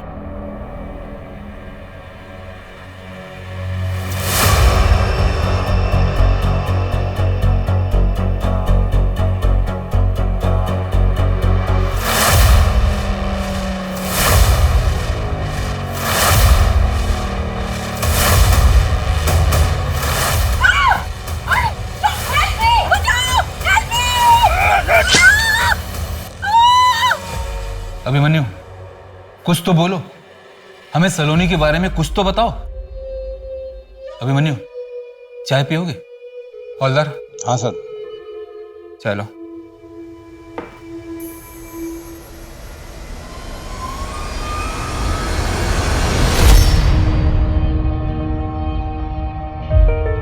बेटा, तू ठीक तो है ना बेटा? एकदम ठीक हो, आपके लिए चाय बना रही हूँ। अच्छा, चाय वह छोड़, तू मेरे साथ चल, तुझे कुछ दिखाता हूँ। अच्छा, ये देख रिपोर्ट, देखो कितनी जल्दी ठीक हो गया तेरा हाथ भी और कल भी। मैंने बताया था ना कि देखो फ्रैक्चर को तो ठीक होना ही था, हाँ, पर जहां पर फ्रैक्चर हो ना बेटा, वहां बिल्कुल रेस्ट देना चाहिए। बोन जब टूटते ना बेटा, तो एक लिक्विड छोड़ते, वो लिक्विड जैसे तुम कागज चिपकाने के लिए गम यूज करती हो, हाँ, वैसे ही लिक्विड वो क्या करते हैं, बोन्स को जोड़ देते हैं, समझी? थोड़ा थोड़ा। तू तो बड़ी समझदार है, तभी तो पापा की हर बात मानती है। देखना, जब तुम बड़ी हो जाओगी ना, तो वर्ल्ड की सबसे बड़ी साइंटिस्ट बनोगी। हाँ। तो नेक्स्ट टास्क करें बेटा?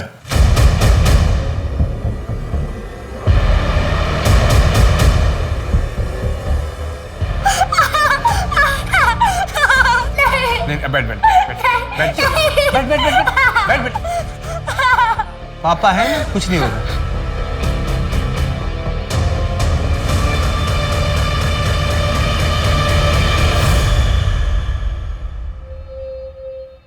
देखो अभिमन्यु, हम तुमसे बात करने आए, प्लीज हमें कोऑपरेट करो।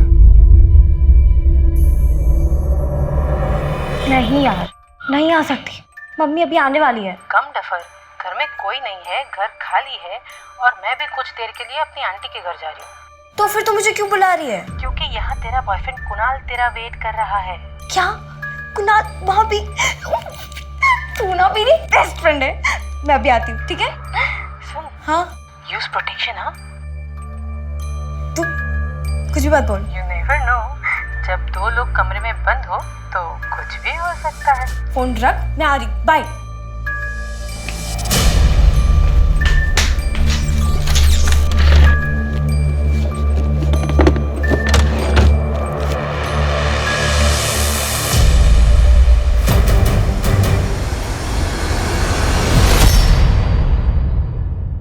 रिया, क्या कर रही थी तुम? वो ये ले रही थी मैं। क्या है ये सब? क्या mummy, better safe than sorry ना। और वैसे भी आपको तो खुश होना चाहिए कि आपकी बेटी कितनी समझदार है, हर काम सावधानी से करती है। रिया? The number you have called is currently switched off. Please try again. I'm sorry, मुझे तुझे थप्पड़ नहीं मारना चाहिए था। तेरे लिए तेरी फेवरेट बिरयानी बनाई है, जल्दी से आ जा।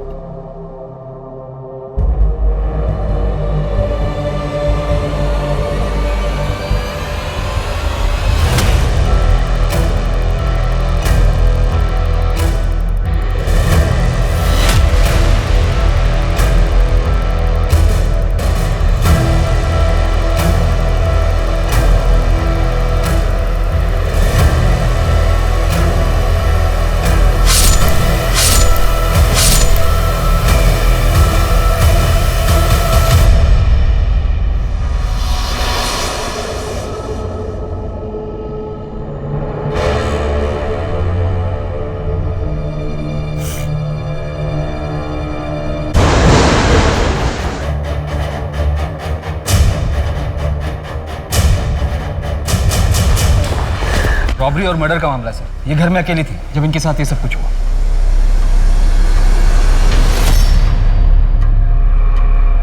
मल्टीपल स्टैबिंग्स है, लेकिन ये चोट शायद पहले से लगी है।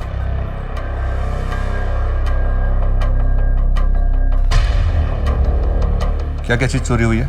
ऑफिस का 2 लाख रुपए था कैश, मेघा के गहने, लैपटॉप, मोबाइल, सब कुछ। मेघा के गहनों की फोटो इनसे कलेक्ट करो और सारे ज्वेलर्स को सर्कुलेट कर दो। अरे आपके पत्नी के हाथ को क्या हुआ था? बैंडेज है वहाँ पे। मेघा ने बताया था उसे चोट लगी है, बस इतना ही जानता हूँ। आपके अलावा इस घर में और कौन कौन रहता है? मैं, मेघा और मेरी बेटी रिया। कहाँ है आपकी बेटी? मैं काफी देर से उसे कॉल कर रहा हूँ सर, उसका भी फोन स्विच ऑफ आ रहा है। समझ में नहीं आ रहा क्या हो रहा है मेरे साथ।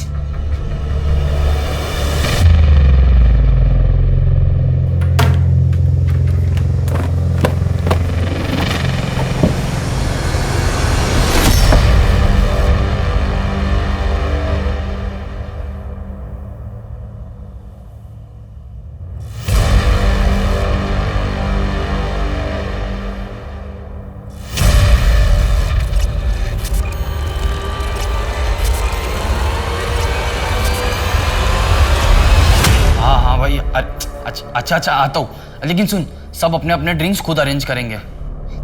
नहीं यार, अच्छा नहीं लगता बार बार तुम लोग पैसे देते हो। पैसे? डोंट वरी, भाई की जेब झाड़ता हूँ, 100-200 तो मिल ही जाएंगे।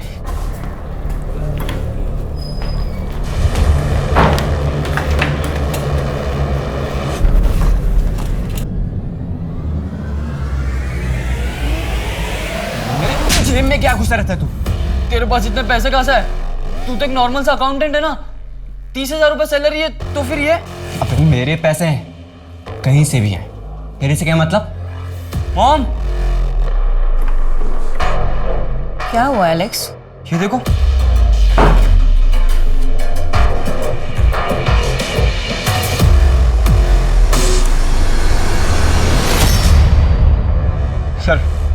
सर मेघा की पोस्टमार्टम रिपोर्ट आ गई है। उसके पेट पर 3 वार किए गए थे। फैमिली मेंबर के अलावा वहां पर एक आदमी के भी फिंगरप्रिंट्स मिले। और सर मेघा के हाथ में जो बैंडेज था, असल में वो स्टैबिंग के वाउंड थे।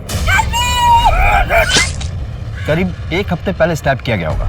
लेकिन मेघा के पति ने बताया कि उसने कहा था चोट लगी है। मेघा ने बताया था उसे चोट लगी है। सर मेघा की सोसाइटी के एंट्रेंस पर एक सीसीटीवी है, हमने उसकी फुटेज निकलवाई। पोस्टमार्टम रिपोर्ट के मुताबिक 4 से 5 के बीच उसकी मौत हुई थी। प्रशांत 7:30 बजे घर आया, फिर उसने पुलिस को इन्फॉर्म किया। लेकिन सर 6:30 बजे रिया घर से बाहर जाते हुए दिखाई दी थी। रिया से कांटेक्ट हुआ? नहीं सर, उसका फोन 4 बजे से बंद। उसका फोन सबसे पहले ट्रेस करो, सब चौकीस में उसकी फोटोज भेजो, ढूंढो उसे। क्या आपको लगता है मेघा की मौत में रिया का हाथ था? बेटे, हम ये नहीं कह रहे कि रिया ने अपनी माँ का खून किया है। इस वक्त हमारे सामने जितने सबूत आए हैं उनसे हमको लगता है कि रिया को कुछ ना कुछ पता होगा। देखिए इंस्पेक्टर, आपका काम है रिया को ढूंढना, मेरी बीवी के कातिलों को सजा दिलाना, ना कि यहाँ नई नई कहानियां बुनना। अगर आप लोगों से काम नहीं होता तो मुझे बता दीजिए। मेघा की किसी से दुश्मनी या झगड़ा? ऐसा कुछ नहीं था। मेघा एक बहुत अच्छी और सुलझी हुई औरत थी। आपके पत्नी को पहले भी स्टैप किया गया था। उनके बाजू पर जो जख्म था वो चोट नहीं थी। मुझे तो वही पता चलेगा ना जो वो मुझे बताएगी। क्या मैं पट्टी खोल के चेक करता? देखिए, मेघा एक इंडिपेंडेंट औरत थी, एनजीओ में काम करती थी और सड़क के बच्चों को पढ़ाती थी। हो सकता है वो मुझे परेशान नहीं करना चाहती हो, इसीलिए नहीं बताया। कौन सा कोचिंग और इंस्टीट्यूट? मेघा हमारे एनजीओ में काम करती है, वो सड़क के बच्चों को पढ़ाती है। मेघा के ऊपर एक हफ्ते पहले कुछ अटैक हुआ था, बताया था उसने आपको? अटैक? नहीं सर, उसने तो कहा था कि उसे चोट लगी है। मेघा और उसकी बेटी रिया, उनके रिलेशंस कैसे थे? रिया एक टीनेजर है और टीनेजर कहाँ अपनी माँ बाप की बातें सुनते हैं। मेघा की किसी से दुश्मनी या झगड़ा? नहीं सर। और प्रशांत के साथ मेघा के रिलेशंस कैसे थे? सर थोड़े प्रॉब्लम्स चल रहे थे। वैसे कुछ भी कहो, दुनिया की सारी प्रॉब्लम का एक ही सॉल्यूशन है, कड़क चाय।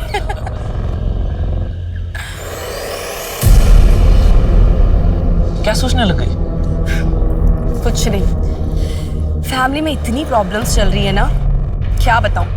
मैंने तो प्रशांत से पहले ही कहा था कि शादी के बाद मैं जॉब नहीं छोड़ूंगी। रिया हो गई और मुझे जॉब छोड़नी पड़ी। लेकिन अब तो रिया बड़ी हो गई ना, अब तो तुम अपने मन का काम कर सकती हो। हाँ, लेकिन प्रशांत को नहीं पसंद है ना मेरा जॉब करना।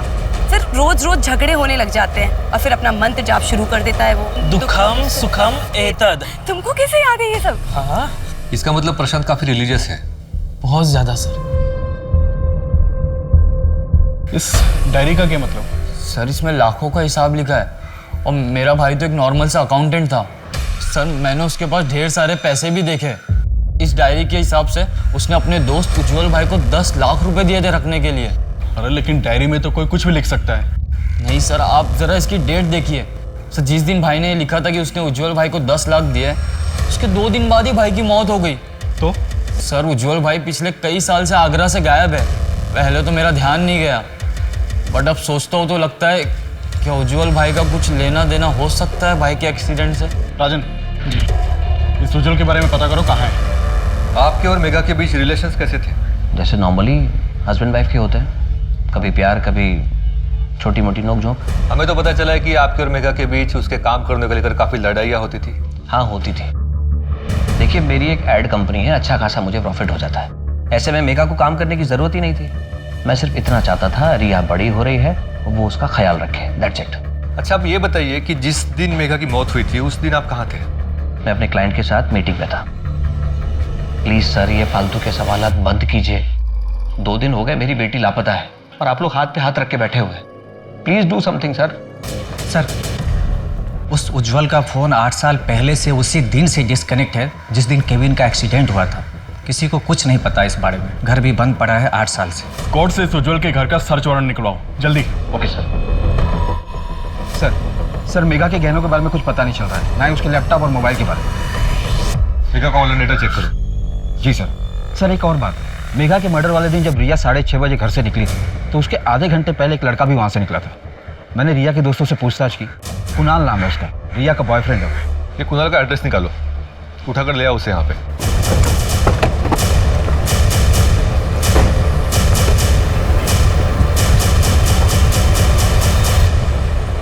कुणाल यहीं रहता है? हाँ रहता तो यहीं पे है, लेकिन कुछ दिन पहले सामान पैक करके चला गया वो तो। ठीक है, थैंक यू। सर ये कुणाल भागा हुआ है।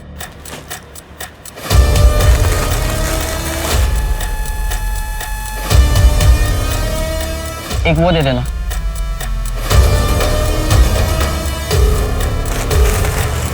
कितना?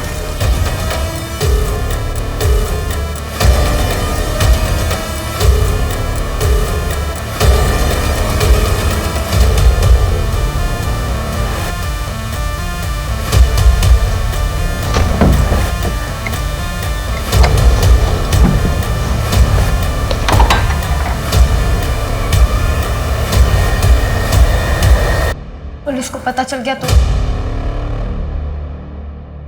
पुलिस को कुछ नहीं पता चलेगा, है ना मुझ पे भरोसा? पापा, पुलिस को पता चल गया तो? किसी को कुछ पता नहीं चलेगा। मैंने कल टीवी पर देखा था, जो लोग खुद को नुकसान पहुंचाते हैं उनको पुलिस पकड़ के ले जाती है। ऐसा कुछ नहीं होगा बेटा, तेरे पापा है ना तेरे साथ, कुछ नहीं होने देंगे, समझी? देखो बेटा, बात ध्यान से सुनो। तेरे बॉडी से 1.5 लीटर खून निकला था, इसका मतलब समझती है तू? तेरी जान भी जा सकती थी। देख बेटा, ब्रेन में और पूरे बॉडी में ब्लड के थ्रू ऑक्सीजन और न्यूट्रिएंट्स जाते हैं। अब जब ब्रेन में ब्लड का सप्लाई कम हो जाए तो जान भी जा सकती है। अब देखना, अब मैं तुझे कैसे अच्छी अच्छी चीजें खिलाकर तेरे बॉडी के अंदर ब्लड सप्लाई को बढ़ाऊंगा।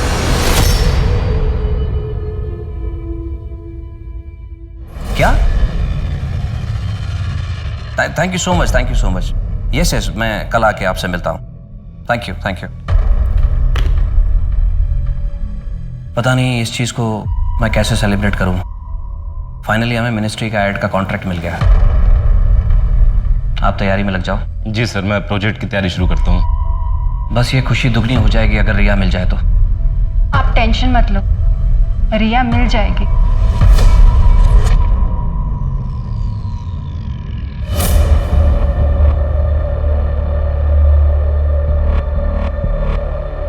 हाँ हाँ ठीक है, चलेगा। हाँ, काम हो जाएगा।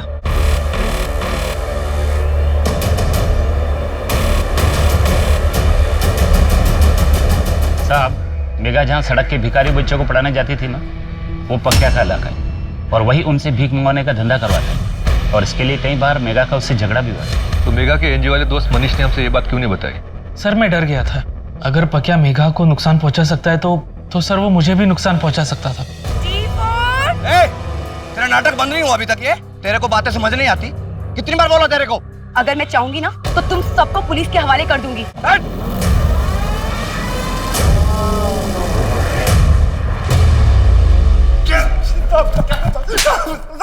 माफ कर साहब, कुछ नहीं किया साहब। एक मिनट, क्या मेघा के साथ? नहीं साहब, हमने नहीं मारा उसको। चाकू से वार तूने किया था ना पहले भी? अब हमें तो पता भी नहीं है कुछ। सच में साहब, हमने नहीं मारा। मार मार किसकी खाल उधर दो, सचों को इससे।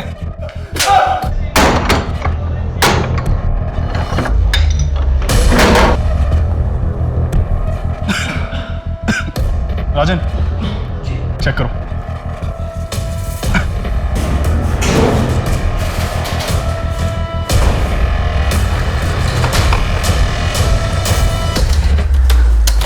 इस कंप्यूटर को जब्त कर लो। सर ये तो बहुत पुराना दिख रहा है। कोई बात नहीं, आईटी डिपार्टमेंट वालों के पास भिजवाओ, क्या पता इसमें से कोई डाटा मिल जाए।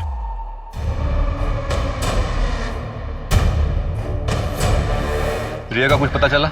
नहीं सर। सर प्रशांत ने बताया था कि मेघा के मर्डर वाले दिन वो एक क्लाइंट मीटिंग में गया था, लेकिन उसके मोबाइल की लास्ट लोकेशन के मुताबिक वो एक रेजिडेंशियल एरिया में गया था। एक रात पहले भी गया था। सर मैंने पता किया, प्रशांत की स्टाफ की एक लड़की रहती है वहाँ, संजना, और सर फ़ोन पर काफ़ी देर तक बातें भी होती हैं। सर उस उज्जवल के कंप्यूटर की रिपोर्ट आ गई है। उसके कंप्यूटर के जरिए केबिन बहुत से लड़कियों से चैट करता था, जिसमें से बहुत से नंबर रेड लाइट एरिया के लड़कियों की है, वहाँ के पिम्प्स के भी। एक काम करो, इन सबको उठा के थाने लाओ। Okay sir. सर मैं आपसे पहले भी कह चुका हूँ कि उस रात मैं अपने क्लाइंट के घर मीटिंग में था। संजना के घर? वो भी एक रात पहले से? लेकिन आपने तो वहाँ पे बहुत सारी रातें गुजारी है ना?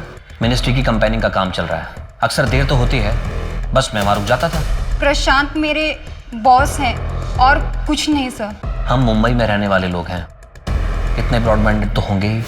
आपको क्या लगता है प्रशांत जी, हमको समझ नहीं आता कि पूरी पूरी रात अकेले में किस तरह के काम कर सकते हैं। देखो संजना, हम मेघा के मर्डर केस को इन्वेस्टिगेट कर रहे हैं। अगर झूठ बोलोगी तो फंसोगी। बेहतर होगा कि सब कुछ सच सच बता दो। हमारा अफेयर चल रहा था। मेरा अफेयर चल रहा है संजना के साथ, और ना सिर्फ संजना के साथ बल्कि और भी लड़कियों के साथ। मेघा को सब पता था। मेघा ने मुझे बताया था प्रशांत का बाहर लड़कियों के साथ अफेयर चल रहा था। मनीष, मेरी शादी टूट रही है और वहाँ प्रशांत के अफेयर्स चल रहे हैं। एक नहीं, दो दो तीन तीन अफेयर्स चल रहे हैं। ये सब जानने के बाद भी मैंने अपनी आंखें बंद कर रखी है, सिर्फ अपनी बेटी रिया के लिए। कुछ समझ में नहीं आ रहा मुझे कि मैं क्या करूं।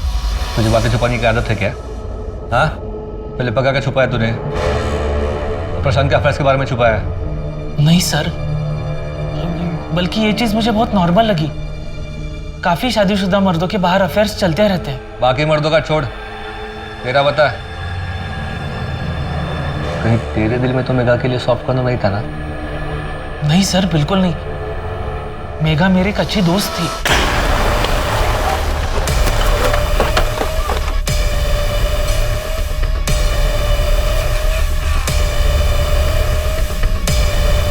केविन के साथ क्या लेना देना था तुम्हारा? कैसे जानते हो उसे? सच सच बताओ, नहीं तो पिटाई करवाऊंगा। सर केविन लड़कियों को बेचने का काम करता था।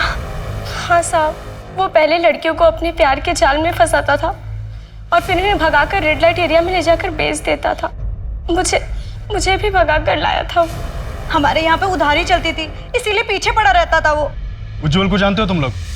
नहीं, हम नहीं जानते सर। सर, हम मेघा का ऑनलाइन डेटा चेक कर रहे थे, उसमें से एक वीडियो मिला है, मोबाइल से शूट किया गया सर।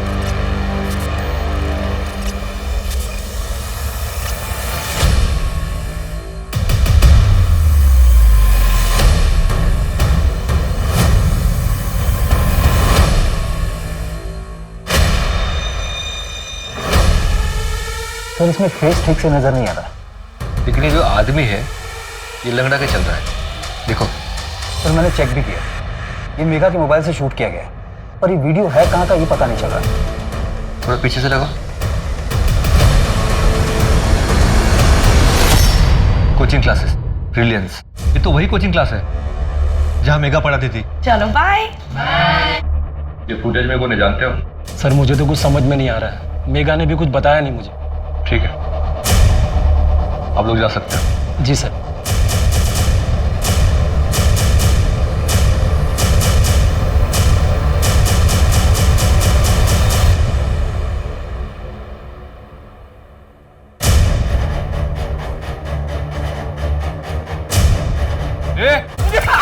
सर मैंने कुछ नहीं किया सर, पाप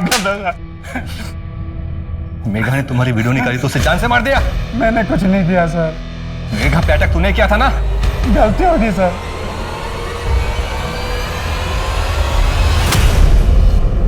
अगर तुम्हारी बीवी और बच्चों का मुझे ख्याल नहीं होता ना, तो तुम्हारा ये वीडियो पुलिस को दिखाकर तुम्हें जेल करवा देती।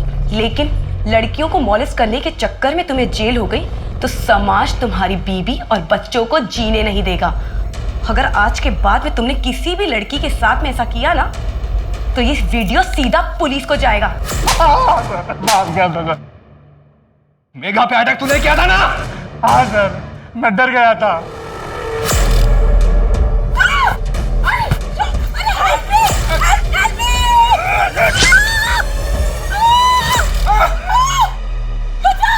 मैं डर गया था कि मेघा वीडियो पुलिस को दे देगी, लेकिन सर मैंने मेघा का खून नहीं किया सर। इससे सच छुपाना तुम्हारा काम है, मारो इसे। सर बांद्रा एरिया से 2 फ्लाइट की टिकट बुकिंग हुई है लंदन के लिए, लेकिन नाम चेंज करके बुकिंग हुई है।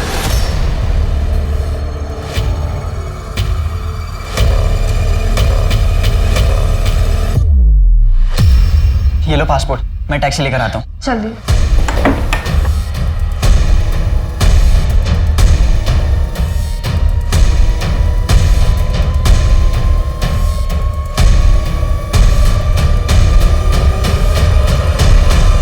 सर मैं सच कह रही हूँ, मैंने कुछ नहीं किया है। तो फिर तुम घर से क्यों भागी? मम्मी के साथ मेरी छोटी सी लड़ाई हो गई थी, फिर गुस्से में मैं अपनी फ्रेंड के पास चली गई थी कुणाल से मिलने। फिर हमने थोड़ी देर साथ में टाइम स्पेंड किया और फिर कुणाल वहाँ से चला गया था। और फिर जब मैं घर गई तो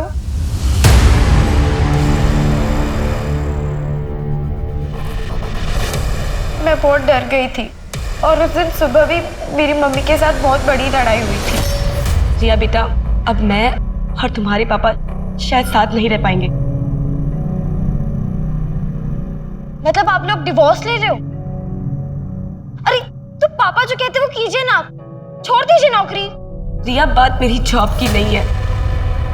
तुम्हें कैसे बताऊं, बाहर तुम्हारे पापा के अफेयर्स चल रहे हैं। तो वो तो चलेंगे ही ना, आप उनसे दिन रात झगड़ा जो करती रहती हैं। रिया बेटा, लाइफ बहुत कॉम्प्लिकेटेड हो गई है। अब मैं तुम्हें सब सच नहीं बता सकती। परवशम दुखम सुखम एतद। रिया चुप हो जाओ। इस एक मंत्र ने मेरी पूरी जिंदगी खराब कर दी, मेरा सब कुछ बर्बाद कर दिया। मेरे दुखों का कारण ये मंत्र ही है। अगर भगवान ना करे कल तुम्हें कुछ हो गया ना, तो उसका कारण भी ये मंत्र ही होगा। रिया, रिया बेटा, उस मंत्र में ऐसा क्या था? पता नहीं सर, लेकिन पापा हमेशा उस मंत्र का चैंटिंग करते रहते हैं। सर वो मंत्र तो मैंने ऐसे ही कहीं सुन लिया था बरसों पहले। चैंट करके अच्छा लगता था मुझे। मेघा तो सर मुझसे गुस्सा रहती थी, इसीलिए उसको उस मंत्र से भी प्रॉब्लम होगी शायद। सर ये अभिमन्यु सिंह साइंटिस्ट है, बहुत बड़ा जीनियस। 1 साल पहले जब इसे दिल्ली में अरेस्ट किया गया था, तब उस वक्त भी ये यही मंत्र जप रहा था।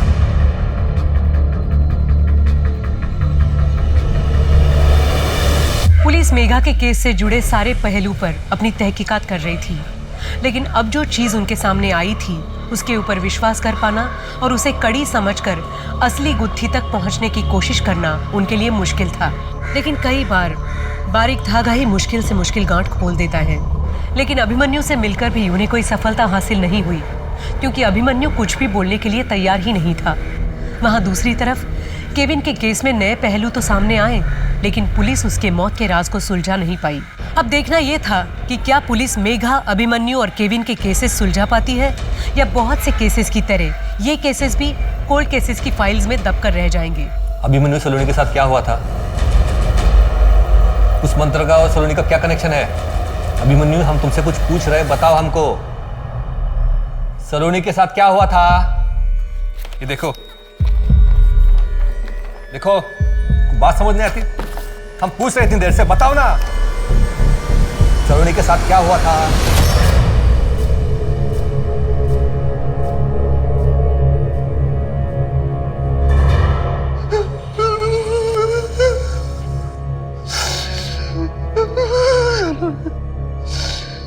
मैंने सलोनी के साथ सही नहीं किया।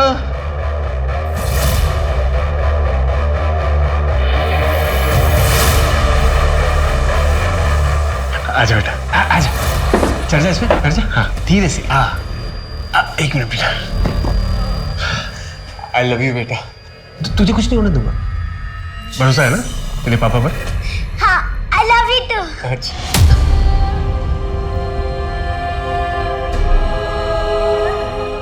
मैंने सलोनी के साथ सही नहीं किया। क्या सही नहीं किया? हम तुमसे कुछ पूछ रहे, प्लीज बताओ हमको, सलोनी के साथ क्या सही नहीं किया था? मैंने अपनी बेटी के साथ सही नहीं किया।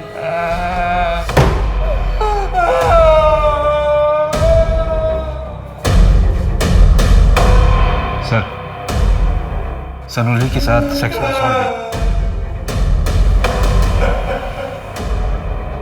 उस मंत्र में कुछ तो है।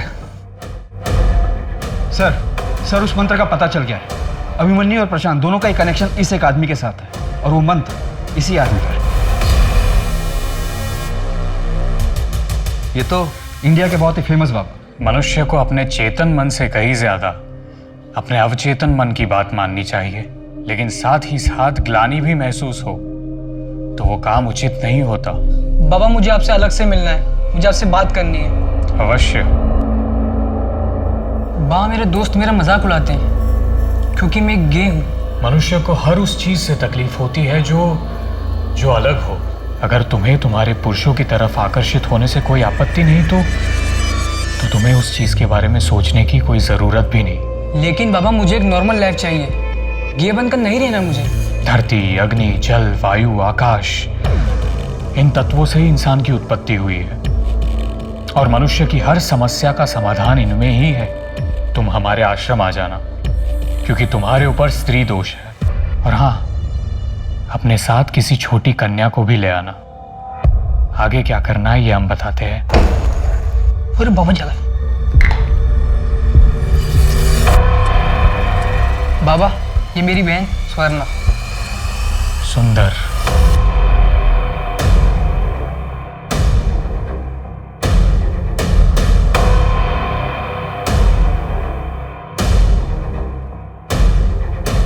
अब इस कन्या की मदद से मैं तुम्हारा स्त्री दोष ठीक कर दूंगा।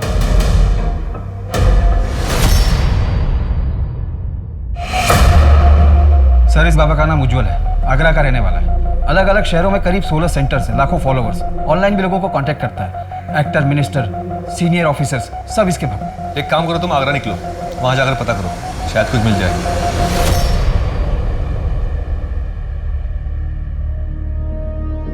सर ये तो उज्जवल है, एक मर्डर केस में हमें भी इसकी तलाश है। ये देखिए सर, केविन की डायरी है। इसमें उसने उज्जवल को 10 लाख रुपए देने की बात लिखी है, और जब केविन का मर्डर हुआ था ये उज्जवल तभी से गायब है। और ये मंत्र? सर इस मंत्र के बारे में तो हमें भी कुछ समझ में नहीं आया। केविन क्रिश्चियन था, फिर उसने अपनी डायरी में ये मंत्र क्यों लिखा होगा? इस बाबा को पकड़ पाना नामुमकिन है। कोई सबूत नहीं हमारे पास उसके खिलाफ। सर, किसी ने मेघा के गहने बेचने की कोशिश की है। क्यों मारा मेघा को? बाबा जी, ये एग्जाम मुझे ना बहुत बुरे नंबर आए हैं, मैं अपनी जान दे दूंगी। इतनी छोटी सी बच्ची इतनी तकलीफ में। बेटा अभी तो जीवन की शुरुआत हुई है, अभी इसका अंत करना चाहती हो? अपने माता पिता के बारे में सोचो। और बेटा जिसका जन्म हुआ है उसका अंत निश्चित है, लेकिन जीवन से मुंह मोड़ना उचित नहीं। इसका डटकर सामना करना चाहिए। बेटा मुझे एक बात बताओ, तुम कहाँ रहती हो? मुंबई। ठीक है, अगले महीने हम मुंबई आने वाले हैं, तब तुम हमें हमारे आश्रम में आकर मिलना। लेकिन तब तक मन में कोई गलत विचार मत लाना। अपने आंसू पोंछो। अब मैं तुम्हारे सारे दुख दर्द दूर कर दूंगा। अच्छा, तुम्हारे मम्मी पापा कहाँ हैं? मैं अकेले आई हूँ। हाँ ठीक है, आप ये लो, इसे पी लो, फिर आराम से बैठकर बातें करेंगे। क्या हुआ? मुझे आइस क्यूब चाहिए, मैं ज़्यादा ठंडा पीती हूँ। मंगवाता हूँ।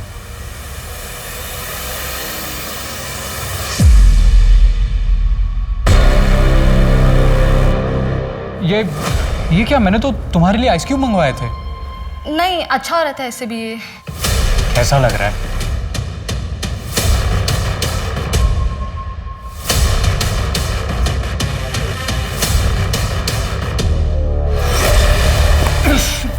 तू बेहोश नहीं हुई?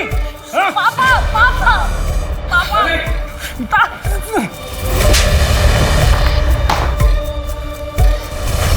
अभिमन्यु और प्रशांत को हमने अरेस्ट कर लिया है। अभिमन्यु ने अपने बेटे की जान खुद ली। उससे बात करना मुश्किल था, लेकिन आखिर में उसने बोल ही दिया। 2 साल पहले मेरी बेबी मर गई थी। ये बाबा ने बोला कि मैं अपनी बेटी की मदद से अपनी मरी हुई बेबी को जिंदा कर सकता हूँ। तूने उसकी बेटी के साथ रेप किया और फिर तेरी ही बातों में आकर उसने अपनी बेटी की जान ली। मैं तो अभी भी यही मानता हूं कि शरीर में चेतना को वापस डाला जा सकता है, बस चेतना को बुलाने की जरूरत है। बच्ची का रेप करके? इसका कोई सबूत नहीं है आपके पास। प्रशांत को पकड़ना हमारे लिए भी मुश्किल रहा, लेकिन उसके सुपारी किलर ने गहने बेचने की कोशिश की और पकड़ा गया। सर मेरी गलती नहीं सर, बाबा ने कहा था अगर बिजनेस में तरक्की चाहिए तो मुझे अपनी बेटी को उनके आश्रम में दान करना होगा। मेघा को इसका पता चल गया था सर, मैं डर गया था, मैंने इसलिए उसे मरवा दिया।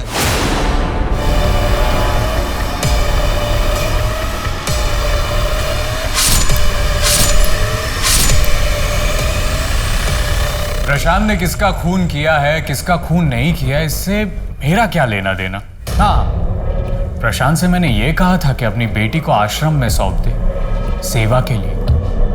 सेवा करने के लिए या रेप करने के लिए? इसका भी कोई सबूत नहीं है आपके पास। ये अंदर करने के लिए मुझे बस एक सबूत चाहिए था, लेकिन तूने खुद मुझे 2 सबूत दिए हैं। पहला, तूने मेरी बेटी पर रेप करने की कोशिश की। मैं ये कह दूंगा कि मेरी छवि धूमिल करने के लिए आप मुझ पर झूठा इल्जाम लगा रहे हैं। दूसरा भी सुन ले उज्जवल, यही तेरा असली नाम है ना? आगरा से खून करके भागा था, केविन का।